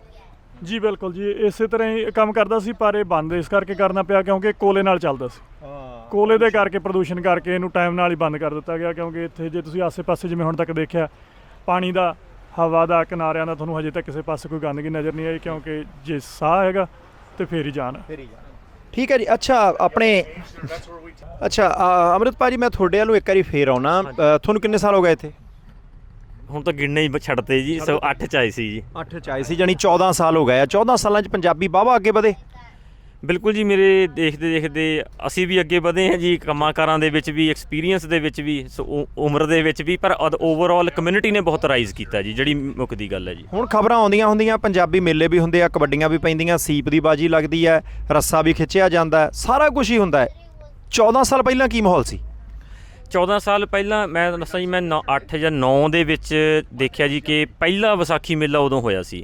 ਜਦੋਂ ਅਸੀਂ ਆਏ ਆ ਤਾਂ ਕੈਨੇਡੀਅਨ ਪੋਲੋ ਪਾਰਕ ਦੇ ਕੋਲੇ ਉਦੋਂ ਜਾਣ ਦਾ ਸਬਬ ਮਿਲਿਆ ਸੀ, ਤਾਂ ਕਮਿਊਨਿਟੀ ਨਾਲ ਉੱਥੇ ਮਿਲੇ ਸੀ, ਅਤੇ ਕੁਛ ਇੱਕ ਯਾਰ ਦੋਸਤ ਵੀ ਜੋ ਪਹਿਲੇ ਪਰਿਵਾਰ, ਕਿਉਂਕਿ ਇੱਕੋ ਜੇ ਤੁਸੀਂ ਉਹਦੇ ਵਿੱਚ ਹੁੰਦੇ ਹੋ, ਮਾਹੌਲ ਦੇ ਵਿੱਚ ਜੂਝ ਰਹੇ ਹੁੰਦੇ ਹੋ, ਸੰਘਰਸ਼ ਦੇ ਵਿੱਚ ਹੁੰਦੇ ਹੋ, ਸੋ ਉਹ ਪਰਿਵਾਰਾਂ ਨਾਲ ਜੋ ਨੇੜਤਾ ਉਸ ਮੇਲੇ ਦੇ ਵਿੱਚ ਵੀ ਬਣੀ ਆ, ਸੋ ਉਹ ਸਾਂਝ ਜਿਵੇਂ ਅੱਜ ਵੀ ਕਾਇਮ ਹੈ। ਸੋ ਉਹ ਮੇਲਾ ਅੱਜ ਤੱਕ ਸਾਡੇ ਮਨਾਂ 'ਚ ਵਸਿਆ ਹੋਇਆ। ਜਦੋਂ ਇੱਥੋਂ ਦੇ ਪੁਰਾਣੇ ਪੰਜਾਬੀਆਂ ਨੇ ਲਾਇਆ ਸੀ, ਅਸੀਂ ਤਾਂ ਚਲੋ ਨਵੇਂ ਆਏ ਸੀ ਉਦੋਂ, ਤੇ ਉਹਨਾਂ ਵੱਲੋਂ ਜਦੋਂ ਇਹ ਉਦਮ ਕੀਤਾ ਗਿਆ ਸੀ ਕਿ ਵਿਸਾਖੀ ਦਾ ਦਿਹਾੜਾ ਸਾਨੂੰ, ਸਾਡਾ ਕਲਚਰ, ਸਾਡਾ ਪਹਿਰਾਵਾ ਵੀ ਇੱਕ ਉਹ ਡਿਸਪਲੇ ਇੱਕ ਦਿਨ ਸਾਨੂੰ ਮਨਾਉਣਾ ਚਾਹੀਦਾ, ਪਰ ਉਹ ਇੱਕ ਉਹ ਅੱਜ ਦਾ ਦਿਨ ਮੈਂ ਯਾਦ ਕਰਦਾ। ਤੇ ਉਸ ਤੋਂ ਬਾਅਦ ਹੁਣ ਜੋ ਮੇਲੇ, ਹੁਣ ਚਾਹੇ ਉਹ ਵਿਸਾਖੀ ਹੈ ਜੀ, ਚਾਹੇ ਕੋਈ ਹੋਰ ਤੀਜ ਤਿਉਹਾਰ ਨੇ, ਇੱਕ ਦੀ ਬਜਾਏ ਕਈ ਈਵੈਂਟ ਹੋ ਜਾਂਦੇ ਨੇ, ਕਿਉਂਕਿ ਸ਼ਹਿਰ ਵੱਡਾ ਹੋ ਗਿਆ, ਸ਼ਹਿਰ ਦੇ ਕਈ ਹਿੱਸਿਆਂ ਦੇ ਵਿੱਚੋਂ ਪ੍ਰੋਗਰਾਮਸ ਹੁੰਦੇ ਨੇ, ਚਾਹੇ ਟੂਰਨਾਮੈਂਟਾਂ ਦੀ ਅਸੀਂ ਗੱਲ ਕਰ ਲਈਏ। ਸੋ ਸਮਰ ਦਾ ਸੀਜ਼ਨ ਹੁੰਦਾ ਜੀ, ਸਾਰੇ ਉਦੋਂ ਹੁੰਦੇ ਨੇ, ਬਾਕੀ ਤਾਂ ਚਲੋ ਜਿਹੜੇ ਫਿਕਸਡ ਡੇਜ਼ ਹੁੰਦੇ ਨੇ ਉਹ ਉਦੋਂ ਹੀ ਹੋਣੇ ਹੁੰਦੇ ਨੇ। ਇੱਕ ਮੈਂ ਪੁੱਛਣਾ, ਬਰਫ਼ ਤੋਂ ਕਿੰਨੀ ਵਾਰੀ ਤਿਲ ਕੇ ਨਵੇਂ ਆ ਕੇ? ਹੁਣ ਯਾਦ ਨਹੀਂ ਜੀ, ਮੇਰੇ ਖਿਆਲ ਡਿੱਗੇ ਤਾਂ ਹੋਵਾਂਗੇ ਜੀ, ਪਰ ਫਿਰ ਦੇਖ ਲਈਦਾ ਸੀ ਵੀ ਕੋਈ ਆਲੇ ਦੁਆਲੇ ਦੇਖਿਆ ਨਹੀਂ, ਤਾਂ ਝਾੜ ਕੇ ਫਿਰ ਸਿੱਧੇ ਹੋ ਜੀਦਾ ਸੀ। ਜੇ ਤਾਂ ਗਿਰ ਕੇ ਡਿੱਗੀ ਜਾਈਏ ਫਿਰ ਤਾਂ ਠਾਲਣ ਦੀ ਲੋੜ ਪੈਂਦੀ ਸੀ, ਪਰ ਓਵਰਆਲ ਮੇਰੇ ਖਿਆਲ ਉਹ ਤਿਲਕਣਾ ਗਿਰਨਾ ਵੀ ਜ਼ਰੂਰੀ ਸੀ ਜੀ, ਉਹ ਸੰਭਲਣ ਦੇ ਲਈ। ਸੋ ਬੰਦੇ ਨੂੰ ਪਤਾ ਲੱਗਦਾ ਮੈਨੂੰ ਉੱਠਣਾ ਆਉਂਦਾ ਕਿ ਨਹੀਂ ਆਉਂਦਾ। ਮੈਨੂੰ ਉੱਠਣਾ ਆਉਂਦਾ। ਅੱਛਾ, ਠੀਕ ਹੈ ਜੀ। ਚਲੋ ਹੁਣ ਆਪਾਂ ਅਗਲੇ ਪਾਸੇ ਨੂੰ ਵੱਧਦੇ ਹਾਂ ਜੀ, ਤੇ ਆਲਾ ਦੁਆਲਾ ਸੋਹਣਾ। ਤੁਹਾਨੂੰ ਕਿੱਦਾਂ ਦਾ ਲੱਗਾ ਜੀ ਵਿਨੀਪੈਗ? ਤੁਸੀਂ ਦੱਸਿਓ ਜ਼ਰੂਰ। ਮੈਂ ਇਹ ਦੱਸ ਦਿਆਂ, ਬਰੈਂਪਟਨ ਦੇ ਮੁਕਾਬਲੇ, ਸਰੀ ਦੇ ਮੁਕਾਬਲੇ, ਕੈਲਗਰੀ ਦੇ ਮੁਕਾਬਲੇ, ਐਡਮਿੰਟਨ ਦੇ ਮੁਕਾਬਲੇ ਘਰ ਸਸਤੇ ਨੇ ਭਾਈ, ਰਹਿਣਾ ਸੌਖਾ ਹੈ, ਬਹੁਤ ਜ਼ਿਆਦਾ ਦੌੜ ਭੱਜ ਨਹੀਂ ਕਰਨੀ ਪੈਂਦੀ। ਹਾਂ, ਥੋੜ੍ਹੀ ਜਿਹੀ ਬਰਫ਼ ਤਾਂ ਪੈਂਦੀ ਹੈ, ਪਰ ਉਹ ਬਾਕੀ ਜਗ੍ਹਾ ਦੇ ਉੱਤੇ ਵੀ ਪੈ ਜਾਂਦੀ ਹੈ। ਜੇ ਸਰੀ ਨੂੰ ਆਪਾਂ ਛੱਡ ਲਈਏ, ਵੈਨਕੂਵਰ ਨੂੰ ਛੱਡ ਲਈਏ, ਲੋਕ ਭਾਈਚਾਰਕ ਸਾਂਝ ਨਾਲ ਰਹਿੰਦੇ ਆ ਭਾਈ। ਸਮਾਂ ਹੈਗਾ ਇੱਕ ਦੂਜੇ ਨੂੰ ਮਿਲਣ ਦਾ, ਇੱਕ ਦੂਜੇ ਦੇ ਦੁੱਖ ਸੁੱਖ ਦੇ ਵਿੱਚ ਜਿਹੜਾ ਉਹ ਸ਼ਰੀਕ ਹੋਣ ਦਾ। ਹੁਣ ਸਭ ਕੁਝ ਹੀ ਹੈ ਜੀ, ਗੁਰੂ ਘਰ ਇੱਥੇ ਹੈ, ਮੰਦਿਰ ਇੱਥੇ ਹੈ, ਤੀਆਂ ਇੱਥੇ ਲੱਗਦੀਆਂ, ਵਿਸਾਖੀ ਇੱਥੇ ਮਨਾਉਂਦੇ ਆ, ਕਬੱਡੀ ਇੱਥੇ ਪੈਂਦੀ ਹੈ, ਸਾਰਾ ਕੁਝ ਹੈਗਾ। ਤੁਹਾਨੂੰ ਐਂ ਅਹਿਸਾਸ ਨਹੀਂ ਹੋਊਗਾ ਪੰਸਾਰੀ ਦਾ ਸਮਾਨ ਮਿਲਦਾ? ਮੈਂ ਕਿਹਾ ਜੀ, ਤਾਂ ਬਿਸਕੁਟਾਂ ਦੀ ਗੱਲ ਕੀਤੀ ਹੈ, ਮੰਜੇ ਵੀ ਮਿਲ ਜਾਣੇ, ਦਾਤੀਆਂ, ਖੁਰਪੇ, ਜੋ ਮਰਜ਼ੀ ਲਓ ਜੀ, ਸਭ ਕੁਝ ਮਿਲਦਾ। ਤਾਂ ਜੇ ਮੈਂ ਜ਼ੋਰ ਕਰਨਾ ਹੋਵੇ, ਮੂੰਗਲੀਆਂ ਫਿਰ ਇਹਨੂੰ ਮਿਲ ਜਾਣਗੀਆਂ? ਤੁਸੀਂ ਨਾ ਕਰੋ ਤਾਂ ਚੰਗਾ ਜੀ। ਜੋ ਨਹੀਂ, ਚਲੋ ਠੀਕ ਹੈ ਜੀ। ਮੁੜ ਕੇ ਜਿਹੜਾ ਪ੍ਰਾਈਮ ਏਸ਼ੀਆ ਤੇ ਪ੍ਰੋਗਰਾਮ ਹੈ ਨਾ, ਤੇ ਉਹ ਫਿਰ ਸੰਧਾ ਵਾਲੀ ਇਕੱਲੇ ਹੀ ਬੋਲੀ ਜਾਣਗੇ, ਫਿਰ ਤੁਸੀਂ ਨਾ ਕਰੋ ਤਾਂ ਚੰਗਾ ਜੀ। ਨਹੀਂ, ਚਲੋ ਹੁਣ ਸਾਡਾ ਜਿਹੜਾ ਕਿਸ਼ਤੀ ਵਾਲਾ ਚੱਕਰ ਪੂਰਾ ਹੋ ਗਿਆ, ਪਰ ਇੱਥੇ ਕਮਾਲ ਦੀ ਗੱਲ ਹੈ, ਆਪਣੇ ਚਾਹੇ ਆਪਾਂ ਟੈਂਪੂ 'ਚ ਬੈਠੇ ਹੋਈਏ, ਚਾਹੇ ਬੱਸ 'ਚ ਬੈਠੇ ਹੋਈਏ, ਜਹਾਜ਼ ਦੇ ਵਿੱਚ ਬੈਠੇ ਹੋਈਏ, ਉਹ ਹੌਲੀ ਬਾਅਦ 'ਚ ਹੁੰਦਾ। ਅਸੀਂ ਆਪਣਾ ਸਮਾਨ ਚੱਕ ਕੇ ਲਾਈਨਾਂ 'ਚ ਪਹਿਲਾਂ ਲੱਗ ਜਾਈਦਾ, ਇੱਕ ਦੂਜੇ ਦੇ ਪੈਰ ਮਿੱਧਣ ਲੱਗ ਪਈਦਾ। ਪਰ ਉਹਨਾਂ ਨੇ ਕਿਹਾ, ਕਹਿੰਦੇ ਭਾਈ ਕਿਸ਼ਤੀ ਕਿਨਾਰੇ ਤੇ ਲੱਗ ਲੈਣ ਦਿਓ, ਕਾਲੀ ਨਾ ਕਰਿਓ, ਵਾਰੀ ਉੱਠਿਓ। ਆਪਾਂ ਭਗਦੜ ਦੇ ਵਿੱਚ ਕਈ ਵਾਰੀ ਨੁਕਸਾਨ ਕਰਾ ਲੈ। ਲੜਾਈਆਂ ਬੜੀਆਂ ਹੁੰਦੀਆਂ ਪੰਜਾਬੀ ਦੀਆਂ। ਮੈਂ ਪਹਿਲਾਂ ਉਤਨੇ ਇੱਕ ਦੂਜੇ ਦੇ ਬੈਗ 'ਚ ਬੈਗ ਫਸਾਉਣੇ ਰਹਿੰਦੇ ਆ, ਸਾਰਿਆਂ ਨੂੰ ਨਹੀਂ ਕਹਿੰਦਾ, ਪਰ ਆਮ ਤੌਰ 'ਤੇ ਹੁੰਦਾ। ਹੁਣ ਉਹਨਾਂ ਨੇ ਬੇਨਤੀ ਕੀਤੀ ਸੀ, ਕਹਿੰਦੇ ਭਾਈ ਨਾ ਉੱਠਿਓ ਉਦੋਂ ਤੱਕ, ਤੇ ਅਸੀਂ ਹੁਣ ਉਦੋਂ ਹੀ ਉੱਠਣਾ। ਹੈਗੀ ਆਪਣੇ 'ਚ ਆਦਤ ਕਿ ਨਹੀਂ ਹੈਗੀ? ਆਹ ਲਓ ਜੀ, ਹੁਣ ਉਹਨਾਂ ਨੇ ਕਿਸ਼ਤੀ ਬੰਨ੍ਹ ਦਿੱਤੀ ਆ, ਰੱਸਾ ਬੰਨ੍ਹ ਦਿੱਤਾ ਉਧਰਲੇ ਪਾਸੇ, ਤੇ ਆਪਾਂ ਹੁਣ ਧੰਨਵਾਦ ਕਰਨਾ। ਸਾਨੂੰ ਦੁੱਗਣਾ ਟਾਈਮ, ਸੱਚੀ ਗੱਲ ਹੈ ਵੀ ਫਰੈਂਡਲੀ ਨੇ ਵਿਨੀਪੈਗ ਵਾਲੇ, ਮੈਨੀਟੋਬਾ ਵਾਲੇ। ਜਿੰਨਾ ਟਾਈਮ ਕਿਸ਼ਤੀ ਦੇ ਵਿੱਚ ਘੁਮਾਉਣੇ ਆ, ਉਹਦੇ ਤੋਂ ਦੁੱਗਣਾ ਲਵਾਇਆ। ਉਹ ਕਹਿੰਦੇ ਜੀ ਸਵਾਲ ਵੀ ਕੋਈ ਹੋਰ ਪੁੱਛਣਾ ਤਾਂ ਪੁੱਛ ਲਓ, ਖੜੇ ਆ ਤੁਹਾਡੇ ਲਈ। Thank you very much, thank you, we appreciate. You're welcome. I'm glad you had fun on the water with us. Thank you, Welcome anytime. Thank you very much. ਲਓ ਜੀ, ਸੋ ਹੁਣ ਇਧਰਲੇ ਪਾਸੇ ਹੁਣ ਕਿਸ਼ਤੀਆਂ 1 2 3 4 ਖੜੀਆਂ, ਤੇ ਅਗਲੀ ਬਿਲਕੁਲ ਤਿਆਰ ਬਰ ਤਿਆਰ ਹੈ ਜੀ। ਅਗਲੇ ਸੱਜਣਾ ਨੇ ਬਹਿ ਜਾਣਾ, 2 ਬਰਾਬਰ ਖੜੀਆਂ ਨੇ। ਉਹ ਭਾਈ ਸਾਹਿਬ ਉਧਰਲੇ ਪਾਸੇ ਚਲੇ ਗਏ, ਉਹਨਾਂ ਨੇ ਆਪਣਾ ਅਗਲਾ ਟੂਰ ਜਿਹੜਾ ਉਹ ਲੈ ਲੈਣਾ। ਸੋ ਇੱਥੇ ਵੀ ਆਪਾਂ ਜੇ ਦੇਖਾਂਗੇ, ਥੋੜ੍ਹੀ ਜਿਹੀ ਗੱਲ ਇੱਕ ਹੋਰ ਕਰ ਲਈਏ। ਖੜਗੜ ਸਾਹਿਬ ਇਧਰਲੇ ਪਾਸੇ ਨੂੰ ਆਇਓ ਕਿ ਆ ਕਿਨਾਰੇ ਨੇ। ਹੁਣ ਕਿਨਾਰਿਆਂ ਦੇ ਉੱਤੇ ਵੀ ਆਪਾਂ ਨੂੰ ਕੋਈ ਖਲਾਰਾ ਨਜ਼ਰ ਨਹੀਂ ਆਉਂਦਾ, ਨਹੀਂ ਤਾਂ ਆਪਣੇ ਕੋਈ ਦਰਿਆ ਹੋਵੇ, ਨਹਿਰ ਹੋਵੇ, ਕੂੜਾ ਇੱਦਾਂ ਹੀ ਪਿਆ ਹੁੰਦਾ, ਕਿਨਾਰਿਆਂ ਦੇ ਉੱਤੇ ਕੂੜਾ ਹੀ ਹੁੰਦਾ। ਪਰ ਇਹ ਜਿਹੜੀ ਗੱਲ ਉਹਨਾਂ ਨੇ ਕੀਤੀ ਸੀ ਕਿ ਪੰਜਾਬ ਦੇ ਵਿੱਚ ਹੁਣ ਪਿੱਛੇ ਜਿਹਾ ਹੜ੍ਹ ਆਏ ਨੇ, ਪਾਕਿਸਤਾਨ ਦੇ ਵਿੱਚ ਵੀ ਹੜ੍ਹ ਆਏ ਹੋ ਆ, ਕਾਰਨ ਕੀ ਅਸੀਂ ਕਿਨਾਰੇ ਹੀ ਭੋਰ ਦਿੰਨੇ ਸਾਰੇ। ਸਾਨੂੰ ਹੁੰਦਾ ਮਿੱਟੀ ਪੱਟ ਕੇ ਲੈ ਜਾਈਏ, ਗੈਰ ਕਾਨੂੰਨੀ ਮਾਈਨਿੰਗ ਹੋਣੀ ਆ, ਆਪਾਂ ਕੰਢੇ ਜਿਹੜੇ ਆ ਹੌਲੀ ਕਰ ਲੈ। ਸਭ ਤੋਂ ਵੱਡੀ ਗੱਲ ਹੈ ਕਿ ਪੰਜਾਬ ਦੇ ਦਰਿਆਵਾਂ 'ਚ ਮਿੱਟੀ ਇੰਨੀ ਭਰ ਗਈ ਹੈ ਕਿ ਉਹ ਥੋੜ੍ਹਾ ਜਿਹਾ ਵੀ ਪਾਣੀ ਜਿਹੜਾ ਉਹ ਸਹਿਣ ਨਹੀਂ ਕਰਦੇ, ਅਤੇ ਛੇਤੀ ਤੋਂ ਛੇਤੀ ਹੜ੍ਹ ਆ ਜਾਂਦੇ ਆ। ਸੋ ਵਿਨੀਪੈਗ ਵਾਲਿਓ, ਤੁਸੀਂ ਤਿਆਰੀ ਖਿੱਚੋ, ਅਸੀਂ ਥੋੜ੍ਹੇ ਦਿਨ ਦੇ ਲਈ ਅਜੇ ਤੁਹਾਡੇ ਕੋਲ ਹੀ ਆ, ਪਰ ਆਹ ਚੱਕਰ ਜ਼ਰੂਰ ਮਾਰ ਕੇ ਜਾਇਓ। ਕਿਸ਼ਤੀ ਦੇ ਵਿੱਚ ਨਹੀਂ ਵੀ ਬਹਿਣਾ, $12 ਨਹੀਂ ਵੀ ਖਰਚਣੇ। ਸ਼ਾਮ ਨੂੰ ਕਿਤੇ ਮੈਂ ਕਹਿੰਦਾ ਕਿਤੇ ਲੜਾਈ ਹੋਈ ਹੁੰਦੀ ਘਰੇ, ਮਾੜਾ ਮੋਟਾ ਕੋਈ ਰੋਟੀ ਦੇ ਰੌਲਾ ਪਿਆ ਹੁੰਦਾ, ਭਾਂਡੇ ਨਹੀਂ ਮਾਂਜੇ ਭਾਈ ਸਾਹਿਬ ਨੇ ਤਾਂ ਹੀ ਰੌਲਾ ਪੈ ਜਾਂਦਾ। ਚੁੱਪ ਕਰਕੇ ਕਾਰ ਚੱਕੋ, ਬੱਸ ਦੇ ਵਿੱਚ ਆਓ, ਦੋਨੇ ਜਾਣੇ ਮੀਆਂ ਬੀਬੀ ਇੱਥੇ ਸੈਰ ਕਰੋ। ਬੀਬੀ ਭਾਪੇ ਨੂੰ ਵੀ ਲੈ ਕੇ ਆਓ ਕਦੀ ਕਦੀ ਨਾਲ, ਨਿਆਣਿਆਂ ਨੂੰ ਵੀ ਲੈ ਆਓ। ਇੱਥੇ ਆ ਕੇ ਅੱਧੇ ਰੋਸੇ ਰੂਸੇ ਤਾਂ ਉਹੀ ਦੂਰ ਹੋ ਜਾਂਦੇ ਆ। ਐਵੇਂ ਨਾ ਘਰੇ ਕੰਧਾਂ ਦੇਖਦੇ ਗਏ ਇੱਕ ਦੂਜੇ ਨਾਲ ਲੜਦੇ ਲੁੜਦੇ ਰਹੋ। ਆਹੋ ਤੇ ਇੱਕ ਗੱਲ ਬਾਈ ਸਾਰੇ ਜਾਣੇ ਨੋਟ ਕਰ ਲਿਓ, ਭਾਂਡੇ ਮਾਂਜਣ ਵਾਲੀ ਗੱਲ ਜਿਹੜੀ ਆ ਇਹ ਅੰਮ੍ਰਿਤ ਹੋਣਾ ਨੂੰ ਨਹੀਂ ਸੁਣਾਈ ਅਮਰੀ, ਤੁਹਾਨੂੰ ਬਿਲਕੁਲ ਨਹੀਂ ਸੁਣਾਈ ਨਾ। ਤੁਸੀਂ ਮਾਂਜੇ ਆ ਕਦੀ ਕਹਿ ਦਿਓ ਅੱਜ। ਨਹੀਂ ਮਾਂਜੇ ਜੀ, ਅਬੇ ਚੰਗੀ ਤਰ੍ਹਾਂ ਮਾਂਜੇ। ਚੰਗੀ ਤਰ੍ਹਾਂ ਮਾਂਜੇ ਆ। ਚਲੋ ਜੀ, ਚੰਗੀ ਤਰ੍ਹਾਂ ਮਾਂਜੇ ਆ ਜੀ। ਕਹਿੰਦੇ ਮਾਂਜਿਆ ਕਰੋ ਭਾਂਡੇ, ਮਾਂਜਣੇ ਚੰਗੇ ਹੁੰਦੇ, ਨਹੀਂ ਤਾਂ ਮਾਂਜਿਆ ਜਾਂਦਾ ਬੰਦਾ ਹੋਏ ਤਕਾਲਾਂ ਨੂੰ। ਚਲੋ ਜੀ, ਜਿਸ ਦਰਿਆ ਦੇ ਵਿੱਚ ਅਸੀਂ ਕਿਸ਼ਤੀ 'ਚ ਸੈਰ ਕੀਤੀ ਸੀ ਉਦੋਂ ਆਪਾਂ ਗੱਲਬਾਤ ਕੀਤੀ ਸੀ ਕਿ ਵੱਖ-ਵੱਖ ਹਿੱਸਿਆਂ ਤੋਂ ਕੈਨੇਡਾ ਤੋਂ ਕਿਸ਼ਤੀਆਂ ਦੇ ਰਾਹੀਂ ਸਮਾਨ ਆਉਂਦਾ ਸੀ। ਆ ਬਿਲਕੁਲ ਉਹਦੇ ਕੰਢੇ ਦੇ ਉੱਤੇ ਇੱਕ ਬਾਜ਼ਾਰ ਹੈ ਜੀ, ਮਾਰਕੀਟ ਹੈ ਇਨਡੋਰ, ਤੇ ਇੱਥੇ ਘੋੜਿਆਂ ਦੇ ਉੱਤੇ ਸਮਾਨ ਲੈ ਕੇ ਆਉਂਦੇ ਸੀ ਤੇ ਇੱਕ ਦੂਸਰੇ ਦੇ ਨਾਲ ਜਿਹੜਾ ਉਹ ਐਕਸਚੇਂਜ ਕਰਦੇ ਸੀ। ਵਸਤੂ ਵਟਾਂਦਰਾ ਯੁੱਗ ਜਿਹਨੂੰ ਕਿਹਾ ਜਾਂਦਾ ਨਾ, ਕਿ ਜਦੋਂ ਕਰੰਸੀ ਸ਼ਾਇਦ ਥੋੜ੍ਹੀ ਚੱਲਦੀ ਹੋਊਗੀ ਜਾਂ ਨਾ ਚੱਲਦੀ ਹੋਊਗੀ, ਕਿ ਇੱਕ ਪਾਸਿਓਂ ਸਮਾਨ ਲੈ ਕੇ ਆ ਗਿਆ ਤੇ ਉਹਨਾਂ ਤੋਂ ਦੂਸਰਾ ਸਮਾਨ ਜਿਹੜਾ ਵਟਾ ਲਿਆ। 100 ਸਾਲ ਤੋਂ ਵੀ ਉੱਪਰ ਦੀ ਬਿਲਡਿੰਗ ਹੈ ਜੀ। ਤੇ ਬਰਾੜ ਸਾਹਿਬ ਆ ਜਾਓ ਇੱਧਰਲੇ ਪਾਸੇ, ਤਾਲੀਵਾਲ ਸਾਹਿਬ, ਇਹ ਤੁਸੀਂ ਦੇਖੋ ਅਜੇ ਤੱਕ ਵੀ ਬਿਲਡਿੰਗ ਬਿਲਕੁਲ ਉਸੇ ਤਰੀਕੇ ਹੀ ਆ ਜੀ। ਇਹ 100 ਸਾਲ ਤੋਂ ਉੱਪਰ ਹੋ ਗਿਆ। ਹਾਂ, ਹੇਠਾਂ ਸਰੂਪ ਉਹਦਾ ਬਦਲਦਾ ਰਹਿੰਦਾ ਦੁਕਾਨਾਂ ਦਾ, ਪਰ ਬਿਲਡਿੰਗ ਜਿਹੜੀ ਹੈ 100 ਸਾਲ ਤੋਂ ਵੱਧ ਸਮਾਂ ਪੁਰਾਣੀ ਹੈ, ਪਰ ਉਸੇ ਤਰੀਕੇ ਪੂਰੀ ਚਹਿਲ ਪਹਿਲ ਹੈ। ਲਗਾਤਾਰ ਜਿਹੜੀ ਆ ਉਹ ਸਰਗਰਮੀ ਵਪਾਰ ਦੀ ਜਿਹੜੀ ਉਹ ਹੋਈ ਜਾਂਦੀ ਹੈ। ਸੋ ਵਿਨੀਪੈਗ ਦਾ ਮੁੱਢ ਇਸ ਥਾਂ ਦੇ ਉੱਤੇ ਵਪਾਰ ਤੋਂ ਜਿਹੜਾ ਉਹ ਵੱਜਾ ਸੀ ਤੇ ਅੱਜ ਇਹ ਰਮਣੀਕ ਥਾਂ ਹੈ ਜੀ ਘੁੰਮਣ ਫਿਰਨ ਦੀ। ਬਰਾੜ ਸਾਹਿਬ ਕੀ ਕਹਿਣਾ ਚਾਹੁੰਦੇ ਹੋ? ਇਹ ਬਿਲਡਿੰਗ ਜੀ ਲਗਭਗ 100 ਸਾਲ ਤੋਂ ਵੱਧ ਪੁਰਾਣੀ ਹੈ। 1880 ਤੋਂ ਤਾਂ ਵਪਾਰ ਚੱਲ ਰਿਹਾ ਜੀ। ਠੀਕ ਹੈ ਜੀ। ਉਸ ਤੋਂ ਬਾਅਦ 100 ਤੇ 32 ਸਾਲ 32 ਸਾਲ ਹੋ ਗਏ। ਇੱਕ ਜਿਵੇਂ ਤੁਸੀਂ ਪਹਿਲਾਂ ਦੱਸਿਆ ਵੀ ਘੋੜਿਆਂ ਤੇ ਕੋਈ ਸਮਾਨ ਲੱਦ ਕੇ ਲੈ ਕੇ ਆਉਂਦੇ ਸੀ, ਉਹ ਸ਼ਿਪ ਸੀਗੇ ਜਿਹੜੇ, ਉਹਨਾਂ 'ਚ ਉਹ ਲੋਡ ਕਰਨਾ ਹੁੰਦਾ ਸੀ, ਦੂਜਾ ਲਾਉਣਾ ਹੁੰਦਾ ਸੀ। ਤੇ ਨਾਲ ਹੀ ਇੱਥੇ ਰੇਲਵੇ ਦੀ ਇਹ ਜਗ੍ਹਾ ਸੀਗੀ, ਜਦੋਂ ਉਦੋਂ ਬਾਅਦ ਰੇਲਵੇ ਖੁੱਲ੍ਹ ਆ ਗਈ। ਸੌਰੀ, ਇੱਥੇ ਜਾਣੀ ਕਿ ਘੋੜਿਆਂ ਜਦੋਂ ਬੰਨ੍ਹਦੇ ਕਰਦੇ ਸੀ, ਖਾਣ ਪੀਣ ਦਾ ਆਪਦਾ ਕੋਈ ਪ੍ਰਬੰਧ ਕਰਦੇ, ਕੁਛ ਵੀ ਕਰਦੇ ਸੀ, ਤਾਂ ਉਹਦੇ ਤੋਂ ਇਹ ਮਾਰਕੀਟ ਬਣੀ। ਜਾਣੀ ਕਿ ਇਹ ਸ਼ੁਰੂਆਤ ਆ ਅਸਲ ਵਿੱਚ। ਮੰਨ ਕੇ ਚਲੋ ਵੀ ਆਪਾਂ ਕਿਤੇ ਜਾਂਦੇ ਹਾਂ, ਕਿਸੇ ਮੰਡੀ 'ਚ ਜਾਂਦੇ ਹਾਂ, ਅਸੀਂ ਕੁਛ ਲੈਣ ਜਾਂਦੇ ਹਾਂ, ਕੁਛ ਵੇਚਣ ਜਾਂਦੇ ਹਾਂ ਜਾਂ ਕੋਈ ਖਰੀਦਣ ਜਾਂਦੇ ਹਾਂ, ਤਾਂ ਉੱਥੇ ਇੱਕ ਤਾਂ ਠਹਿਰ ਬਣਾ ਲਈ ਵੀ ਖਾਣ ਪੀਣ ਦੀ ਚਾਹ ਵਾਲੀ ਦੁਕਾਨ ਬਣ ਗਈ ਮੰਨ ਲਓ, ਤਾਂ ਉੱਥੇ ਥੋੜ੍ਹੀ ਵੱਡੀ ਬਿਲਡਿੰਗ ਹੋ ਗਈ, ਹੌਲੀ ਹੌਲੀ ਇਸ ਤਰ੍ਹਾਂ ਹੀ ਸ਼ਹਿਰ ਬਣ ਗਏ। ਉਹੀ ਚੀਜ਼ ਸੇਮ ਇੱਥੇ ਆ। ਜਾਣੀ ਪੰਜਾਬ ਦੀ ਮੰਡੀ ਜਿੱਦਾਂ ਸਵੇਰੇ ਹੁੰਦਾ ਕਿ ਬ੍ਰੈਡ ਪਕੌੜਿਆਂ ਦੀ ਰੇਹੜੀ ਲੱਗੀ ਆ, ਹੌਲੀ ਹੌਲੀ ਉਹ ਬੰਦਾ ਪੱਕੀ ਦੁਕਾਨ ਕਰ ਲੈਂਦਾ, ਉੱਥੇ ਮੱਠੀਆਂ ਵੀ ਰੱਖ ਲੈਂਦਾ। ਫਿਰ ਆੜ੍ਹਤੀਏ ਜਿਹੜੇ ਉੱਥੇ ਆਪਣੀਆਂ ਪੱਕੀਆਂ ਦੁਕਾਨਾਂ ਲੈਣ ਲੱਗ ਪੈਂਦੇ, ਨਾਲ ਮੁੜ ਕੇ ਸਟੋਰ ਬਣਾ ਲੈਂਦੇ, ਹੌਲੀ ਹੌਲੀ ਸ਼ੋਰੂਮ ਬਣ ਲੱਗ ਪੈਂਦੇ। ਇਹੀ ਦੇਖਿਆ ਨਾ ਵੀ ਇੱਥੋਂ ਸ਼ੁਰੂਆਤ ਹੋਈ। ਜਿਹਨੂੰ ਇੱਥੇ ਜਗ੍ਹਾ ਨਹੀਂ ਮਿਲੀ ਉਹਨੇ ਥੋੜ੍ਹਾ ਦੂਰ ਜਾ ਕੇ ਆਪਣੀ ਬਿਲਡਿੰਗ ਬਣਾ ਲਈ, ਫਿਰ ਉਦੋਂ ਗਾਂਹ ਬਣਾ ਲਈ। ਇਸੇ ਕਰਕੇ ਜਦੋਂ ਜਿੱਥੇ ਮੇਨ ਸਟਰੀਟ ਹੁੰਦੀ ਆ, ਇਹ ਸਾਰੇ ਸ਼ਹਿਰਾਂ 'ਚ ਹੀ ਆ, ਅਤੇ ਜਿੱਥੇ ਪੋਰਟੇਜ 'ਤੇ ਮੇਨ ਆ, ਉਹ ਤੋਂ ਬਿਲਡਿੰਗਾਂ ਦੇ ਨੰਬਰ ਉੱਥੋਂ ਸ਼ੁਰੂਆਤ ਹੁੰਦੀ ਆ। ਜਿਉਂ-ਜਿਉਂ ਡਾਊਨਟਾਊਨ ਤੋਂ ਦੂਰ ਜਾਂਦੇ ਆ ਤੇ ਬਿਲਡਿੰਗਾਂ ਦੇ ਨੰਬਰ ਵੱਡੇ ਹੁੰਦੇ ਜਾਂਦੇ ਆ। ਉਹਦਾ ਕਾਰਨ ਇਹ ਵੀ ਪਹਿਲਾਂ ਉਹ ਬਣੀਆਂ, ਫਿਰ ਉਹ ਦੂਰ ਨੂੰ ਸ਼ਹਿਰ ਫੈਲਦਾ ਗਿਆ। ਅੱਛਾ ਬਰਾੜ ਸਾਹਿਬ, ਮੈਨੂੰ ਇੱਕ ਆਹ ਪੱਖਾ ਦਿਖਾਇਆ ਜੀ ਉੱਪਰ। ਇਹ ਪੱਖਾ ਤਾਂ ਉੱਦਾਂ ਦਾ ਜਿੱਦਾਂ ਦਾ ਸਾਡੇ ਤੁਹਾਡੇ ਘਰ ਲੱਗਾ ਹੁੰਦਾ, ਪਰ ਥੱਲੇ ਤੱਕ ਹਵਾ ਮਾਰਦਾ ਕਿ ਨਹੀਂ ਮਾਰਦਾ ਇਹ ਨਹੀਂ ਮੈਨੂੰ ਪਤਾ, ਕਿ ਥੱਲੇ ਤੱਕ ਇਹਦੀ ਹਵਾ ਆਉਂਦੀ ਹੋਊਗੀ ਕਿ ਨਹੀਂ। ਪਰ ਪੱਖਾ ਅਗਲਿਆਂ ਨੇ ਠੋਕ ਕੇ ਲਾਇਆ, ਮੈਨੂੰ ਖਤਰਾ ਪਤਾ ਕਾਹਦਾ। ਹਾਂਜੀ, ਵੀ ਦੇਖੋ, ਮੈਂ ਨਹੀਂ ਕਹਿੰਦਾ ਤੁਹਾਨੂੰ ਆਪਣੇ ਘਰ 'ਚ ਸਫਾਈ ਕਰਨੀ ਪੈਂਦੀ, ਮੈਂ ਨਹੀਂ ਕਹਿੰਦਾ ਕਿ ਬਰਾੜ ਸਾਹਿਬ ਤੁਹਾਨੂੰ ਸਫਾਈ ਕਰਨੀ ਪੈਂਦੀ ਹੈ, ਪਰ ਜੇ ਕਰਨੀ ਪੈਂਦੀ, ਮੈਂ ਸੋਚਦਾ ਬਰਾੜ ਸਾਹਿਬ ਦਾ ਹੱਥ ਆਪਣੇ ਘਰ ਪੱਖੇ ਨੂੰ ਪਹੁੰਚਦਾ ਕਿੱਦਾਂ ਹੋਊ। ਮੈਂ ਕਿਹਾ ਜੀ ਉਹੀ ਹੁਣ ਤੁਸੀਂ ਦੱਸ ਹੀ ਦਿੱਤਾ ਵੀ ਅਗਲਾ ਕਹਿੰਦਾ ਵੀ ਲੰਮਾ ਹੈਗਾ ਤੇ ਵੀ ਆਹ ਫੜੋ ਝਾੜੂ ਤੇ ਜਾਂ ਕੋਈ ਪੋਚਾ ਤੇ ਉੱਪਰੋਂ ਪੱਖਾ ਜਾਂ ਕੁਛ ਸਾਫ਼ ਕਰ ਦਿਓ, ਹੈ ਨਾ। ਪਰ ਬਰਾੜ ਸਾਹਿਬ, ਕਮਾਲ ਦੀ ਗੱਲ ਹੈ ਕਿ ਬਿਲਡਿੰਗ 100 ਸਾਲ ਤੋਂ ਵੱਧ ਸਮਾਂ ਹੋ ਗਿਆ ਉੱਦਾਂ ਹੀ ਖੜੀ ਆ, ਤੇ ਬਿਲਕੁਲ ਇਦਾਂ ਨਹੀਂ ਲੱਗਦਾ ਕਿ ਹੁਣ ਇਹਦੇ ਪੈਣੀ ਹੈ। ਦੂਜੀ ਗੱਲ ਬਰਾੜ ਸਾਹਿਬ, ਮੇਨ ਜਿਸ ਗੱਲ ਤੇ ਧਿਆਨ ਦੇਣਾ ਬਣਦਾ ਕਿ ਜੇ ਆਪਣੇ ਹੁੰਦੀ ਤਾਂ ਕਾਰਪੋਰੇਟ ਘਰਾਣਿਆਂ ਨੇ ਢਾਹ ਕੇ ਇਹਨੂੰ ਕੁਛ ਨਾ ਕੁਛ ਹੋਰ ਬਣਾ ਲੈਣਾ ਸੀ, ਆਪਣੇ ਅਕੋਰਡਿੰਗ ਬਣਾ ਦੇਣਾ ਸੀ, ਆਪਣੇ ਫਾਇਦੇ ਲਈ। ਭਾਵੇਂ ਉਹਦੇ 'ਚ ਨਿਯਮਾਂ ਨੂੰ ਛਿੱਕੇ ਟੰਗਿਆ ਜਾਂਦਾ, ਜਿਵੇਂ ਟੰਗਿਆ ਜਾਂਦਾ। ਇਹਨਾਂ ਨੇ ਅੰਦਰ ਅੱਜ ਦੇ ਜ਼ਮਾਨੇ ਦੇ ਹਿਸਾਬ ਨਾਲ ਸਹੂਲਤਾਂ ਦੇਣ ਦੀ ਕੋਸ਼ਿਸ਼ ਕੀਤੀ, ਪਰ ਉਹਦੇ ਜਿਹੜਾ ਬੁਨਿਆਦੀ ਢਾਂਚਾ ਉਹਨੂੰ ਛੇੜਨ ਦੀ ਕੋਸ਼ਿਸ਼ ਨਹੀਂ ਕੀਤੀ, ਉਵੇਂ ਹੀ ਰੱਖਿਆ ਗਿਆ। ਤੁਸੀਂ ਆ ਪਿੱਛੇ ਕੰਧ ਜਿਵੇਂ ਦਿਖਾਈ ਆ। ਲਓ ਜੀ, ਆਹ ਹੀ ਅਸਲੀ ਗੱਲ ਹੈ ਜੀ। ਬੁਨਿਆਦੀ ਢਾਂਚਾ ਕਹਿੰਦੇ ਜੀ ਉੱਦਾਂ ਹੀ ਰੱਖਿਆ, ਕਿ ਹੁਣ 100 ਸਾਲ ਜਾਂ 125 ਸਾਲ ਪਹਿਲਾਂ ਜਦੋਂ ਇੱਟਾਂ ਲਾਈਆਂ ਹੋਣਗੀਆਂ, ਜਿਹੜਾ ਚੂਨਾ ਇਹਦੇ ਵਿੱਚ ਪਾਇਆ ਇਹਨਾਂ ਨੇ ਉੱਦਾਂ ਹੀ ਰੱਖਿਆ। ਇਹ ਉੱਪਰ ਇੰਨੇ ਕੁ ਪੈਸੇ ਕੈਨੇਡਾ ਵਾਲਿਆਂ ਕੋਲ ਹੈਗੇ ਆ ਕਿ ਇਹਦੇ ਉੱਪਰ ਇਹ ਪਲੇਟ ਲਾ ਸਕਦੇ ਸੀ, ਇਹਦੇ ਆਲੇ ਦੁਆਲੇ ਪੱਥਰ ਲਾ ਸਕਦੇ ਸੀ, ਬਹੁਤ ਸੋਹਣਾ ਬਣਾ ਸਕਦੇ ਸੀ, ਪਰ ਕਹਿੰਦੇ ਨਹੀਂ। ਤੇ ਆਪਾਂ ਪੰਜਾਬ ਦੇ ਵਿੱਚੋਂ ਸਾਰਾ ਕੁਝ ਜਿਹੜਾ ਉਹ ਗਵਾ ਲਿਆ, ਥੋੜ੍ਹਾ ਜਿਹਾ ਬਚਿਆ ਉਹਨੂੰ ਆਪਾਂ ਸਾਂਭਣ ਦੀ ਕੋਸ਼ਿਸ਼ ਕਰ ਲਈਏ। ਸੋ ਵਿਨੀਪੈਗ ਦੇ ਵਿੱਚ ਆ, ਕੈਨੇਡਾ ਦੇਸ਼ ਹੈ, ਮੈਨੀਟੋਬਾ ਸੂਬਾ ਹੈ, ਉਹਦਾ ਸ਼ਹਿਰ ਹੈ ਸਭ ਤੋਂ ਵੱਡਾ, ਤੇ ਪੰਜਾਬੀ ਸੁੱਖ ਨਾਲ ਬਹੁਤ ਨੇ। 10% ਇੱਥੋਂ ਦੀ ਵਸੋਂ ਜਿੱਦਾਂ ਦੱਸਿਆ ਕਿ ਭਾਈ ਪੰਜਾਬੀਆਂ ਦੀ ਹੈ। ਵਧੋ ਫੁੱਲੋ, ਰਲ ਮਿਲ ਕੇ ਰਹੋ, ਪਰ ਇਸ ਜਿੱਥੇ ਵੀ ਰਹਿੰਦੇ ਉਹਦਾ ਇਤਿਹਾਸ ਜ਼ਰੂਰ ਜਾਣੋ। ਤੇ ਸਭ ਤੋਂ ਵੱਡੀ ਗੱਲ ਹੈ ਕਿ ਭਾਈ ਨਿਯਮਾਂ ਕਾਨੂੰਨਾਂ ਦੇ ਮੁਤਾਬਕ ਆਪਾਂ ਰਹਿਣਾ, ਖਲਾਰੇ ਖਲੂਰੇ ਆਪਾਂ ਨਹੀਂ ਪਾਉਣੇ। ਤੇ ਤੁਸੀਂ ਬਹੁਤ ਵਧੀਆ ਕੰਮ ਕਰਦੇ ਹੋ ਤੇ ਉਸ ਤਰੀਕੇ ਦੇ ਨਾਲ ਹੀ ਪੁਰਾਣੇ ਆਏ ਨਵਿਆਂ ਦਾ ਸਾਥ ਦਿਓ, ਉਹਨਾਂ ਨੂੰ ਬੁੱਕਲ ਚਲਾਓ ਤੇ ਨਵੇਂ ਪੁਰਾਣਿਆਂ ਦੀ ਇੱਜ਼ਤ ਸਤਿਕਾਰ ਜਿਹੜਾ ਉਹ ਜ਼ਰੂਰ ਕਰੋ। ਸੋ ਕੁਝ ਹੋਰ ਪ੍ਰੋਗਰਾਮ ਵਿਨੀਪੈਗ ਦੇ ਜਿਹੜੇ ਆ ਉਹ ਲੈ ਕੇ ਆਪਾਂ ਤੁਹਾਡੇ ਸਾਹਮਣੇ ਹਾਜ਼ਰ ਹੋਵਾਂਗੇ ਪ੍ਰਾਈਮ ਟਾਈਮ ਦੇ ਵਿੱਚ। ਮੈਨੂੰ ਪਰਮਵੀਰ ਸਿੰਘ ਬਾਠ ਨੂੰ ਇੱਥੇ ਦਿਓ ਆਗਿਆ। ਦੇਖਦੇ ਰਹਿਣਾ ਪ੍ਰਾਈਮ ਏਸ਼ੀਆ TV, ਤੁਹਾਡਾ ਆਪਣਾ, ਤੁਹਾਡੇ ਲਈ।